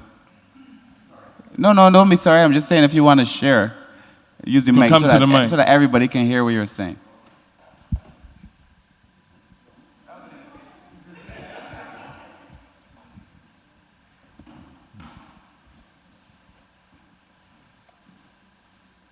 Thank you. Sorry, I was just saying that there is no exit. If you're leaving HMB, you can't make the right turn to go by in front of Simpson Motors. You're not allowed to. It's a no entry. Yeah. So you have to go to that lead off on the roundabout. Yeah. You can't. That's the only way you can get out from HMB and Williams Equipment and those places. Yeah. All right. I don't want to say. All right. Thank you very much, Minister. I sense that you are not satisfied, but I think I've heard what he's saying. What we can probably do is have another conversation, a private conversation after this, because I sense what we just said to you does not necessarily satisfy you. My biggest concern there, as I say, if you're coming from Shafat and you want to get into HMB, you have to come across like 3 lanes of traffic, I think it is, in order to get in the HMB if you're coming from Shafat. If I come from Shafat, I have to, I don't know if I take the inner lane or the outer lane, and then when I'm going over, the traffic that's coming from the same Simpson Motors, they're not certain if I'm turning or if I'm going straight. What I heard the traffic engineers telling me is that we will review that entire area anyway. And that perhaps if we can address, because the crossing the lanes is a problem for everybody. Yes. For everybody. So I think we have to review it, and then perhaps when we reviewed it, then what we say in a month or so will be more satisfactory. But I also suggest you have a one-on-one after the meeting with Jason. Yes, apologies for being so late. No problem. I'm happy you're here. Any other comments? If you've spoken already, okay.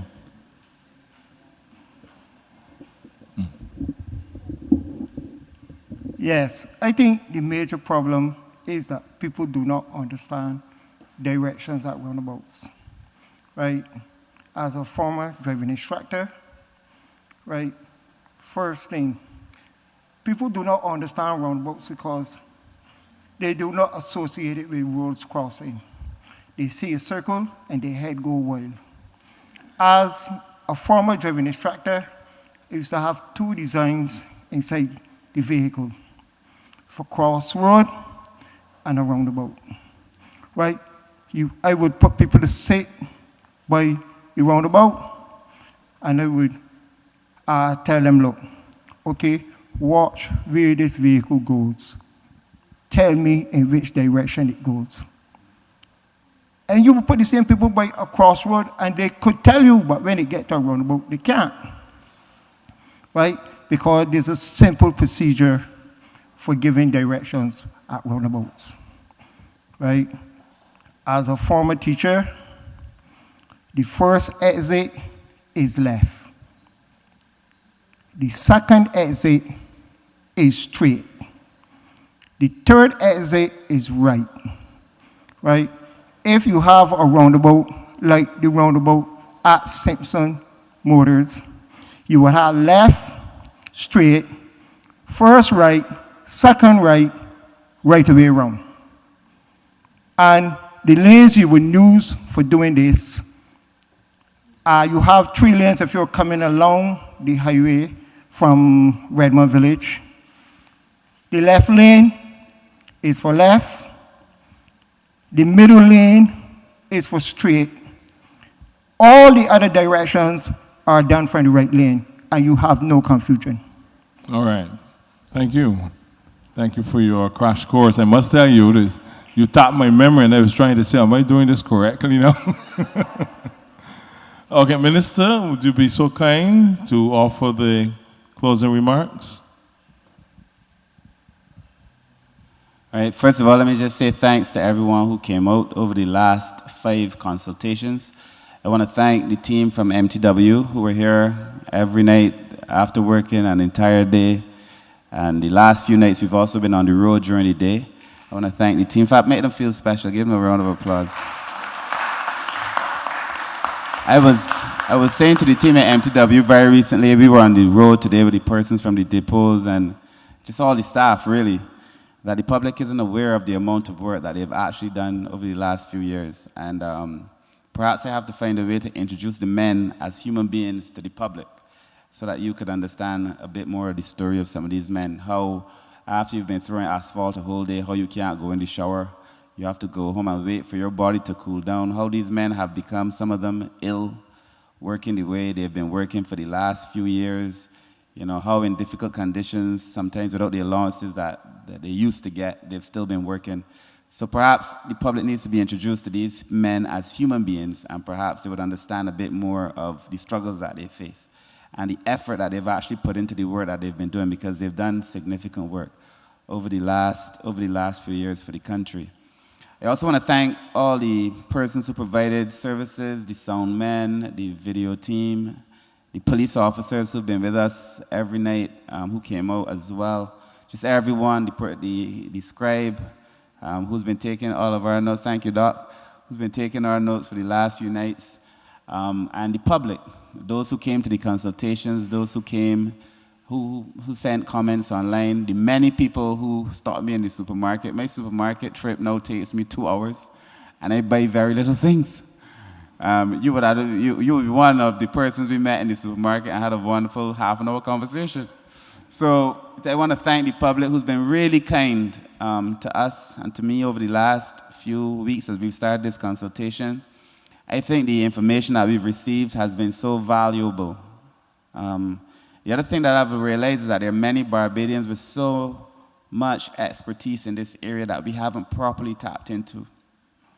And many others who would have reached out to me on social media, persons with PhD in this space, persons who are working overseas, getting practical experience in this area as well, and the same workers who have so much knowledge, but we haven't really utilized that knowledge to solve some of our problems. So we're going to be doing a little bit more of that. Trust me, I know the frustration of being on the road because I'm on the road. For this particular area, I know it well because I take this area to get home and to move and so on. I also know the behavior on the roads, particularly by some in the PSV sector, not all, but some I know. And I also know that Barbadians are also sometimes very unkind to other Barbadians on the road too. I know that some of the problems we're facing could be easily eradicated if people would just be kinder to people on the road. You know, allow a person to come in. Today, for example, we almost had a situation where we were blocked off where, you know, people just refused to ease back so that the bus could pass. So, I mean, I understand those things, but if we check our own behavior too, we also contribute to the traffic. It is one of the most amazing things I find is when people complain to me about how dirty the country is. And I ask myself, how did the country get dirty? You know, like, what is the government doing to make sure the country is cleaner? Of course, we have to do our part, but why are people dirtying the country? Why are we still throwing boxes through car windows and van windows? So a lot of what we're dealing with has to come down to our own changes in behavior. I should also say to you that I'm very thankful for all the feedback that we got over the last few weeks. It is extremely useful. I think now we have this feedback. We have a clear direction from the public, because this was never meant to be a conversation for talking's sake. This was always about listening and then being able to act appropriately based on the things that we have heard. So hopefully we can move from consultation to some kind of consolidation and then to action. And I had promised that we would return in a month, so by the middle of May at some point, we're going to announce another conversation where we say, based on the information that we received over the last few weeks, this is the direction that we're going. I think we've reached consensus around some areas. There are things that still require some more conversation, but I have seen a policy take shape during the course of these conversations. And persons have been asking about our traffic management plan. I think this is going to help us inform the traffic management plan as we go forward. And I really want to thank the public for that. And it has never been the point to have a soliloquy of sorts. I never meant to come here and talk on. So most of the time we've been very quiet and just receiving information. It's meant to be a two-way conversation. You've had access to the professionals in the ministry. The ministry has luckily had access to you to be able to come up with something that makes sense. But I think ultimately what we need is a different way of thinking in the government that recognizes the public has answers to their problems. You know, people, for the most part, are not passive recipients of goods and services. They're thinkers. They're doers. They know. And we have to appreciate that the public also has a role to play. So thank you for allowing us to shape government policy. We will return to you in a month. That has been our promise. We will share with you what our direction is. We promise to have consultations separately on the flyovers when that time comes, to be able to offer a more detailed response. But also, the flyovers was never the panacea for all of our problems. It was just one of the many things that we proposed, but it got the most attention. But of course, we proposed a whole number of things. So thank you. I want to thank all of Barbados. I want to thank those who are listening. The end of the official conversation and consultation doesn't necessarily mean for us the end of us being able to receive feedback. The number will still stand up, and I think, Chair, you could call the number and the email again at the end. The number will still be available. The email is still available. If you haven't been able to do so in the last few weeks, please do so now. And I suppose all that is left for me to say is a very heartfelt and sincere thank you to the public of Barbados for allowing us to have these consultations and for the information that they've shared. So thank you all very much. God bless and have a good night. Thank you very much. Minister of Transport and Works, Senior Coordinating Infrastructure, Kirk Humphrey. We also offer thanks to Minister of State in the Ministry of Transport and Works, Dr. Rommel Springer, Permanent Secretary Jehu Wiltshire. You heard a lot from the Deputy Chief Technical Officer, Design Services, Jason Boyne, and also present tonight is Trika McCarthy Brooms, Chief Licensing Officer of the Barbados Licensing Authority, Craig Archer, Project Manager, as well as Gina Boyce, Operations Manager of the Transport Board. It certainly has been a pleasure. And I don't think, but we also want to thank the online audience. I think some of you followed us every consultation, every conversation, and you are reminded of the email address, information.unit@publicworks.gov.bb, and the WhatsApp number 266-3780. It's been a pleasure of my serving as chair for all of the consultations. Certainly been a learning experience for me as far as traffic management and receiving listening to you, the audience, as you offer your submissions. There's more to come, and as we often say, the work has now begun. Thank you very much, ladies and gentlemen. Travel home safely. Yeah, I repeated it. Yes, yeah.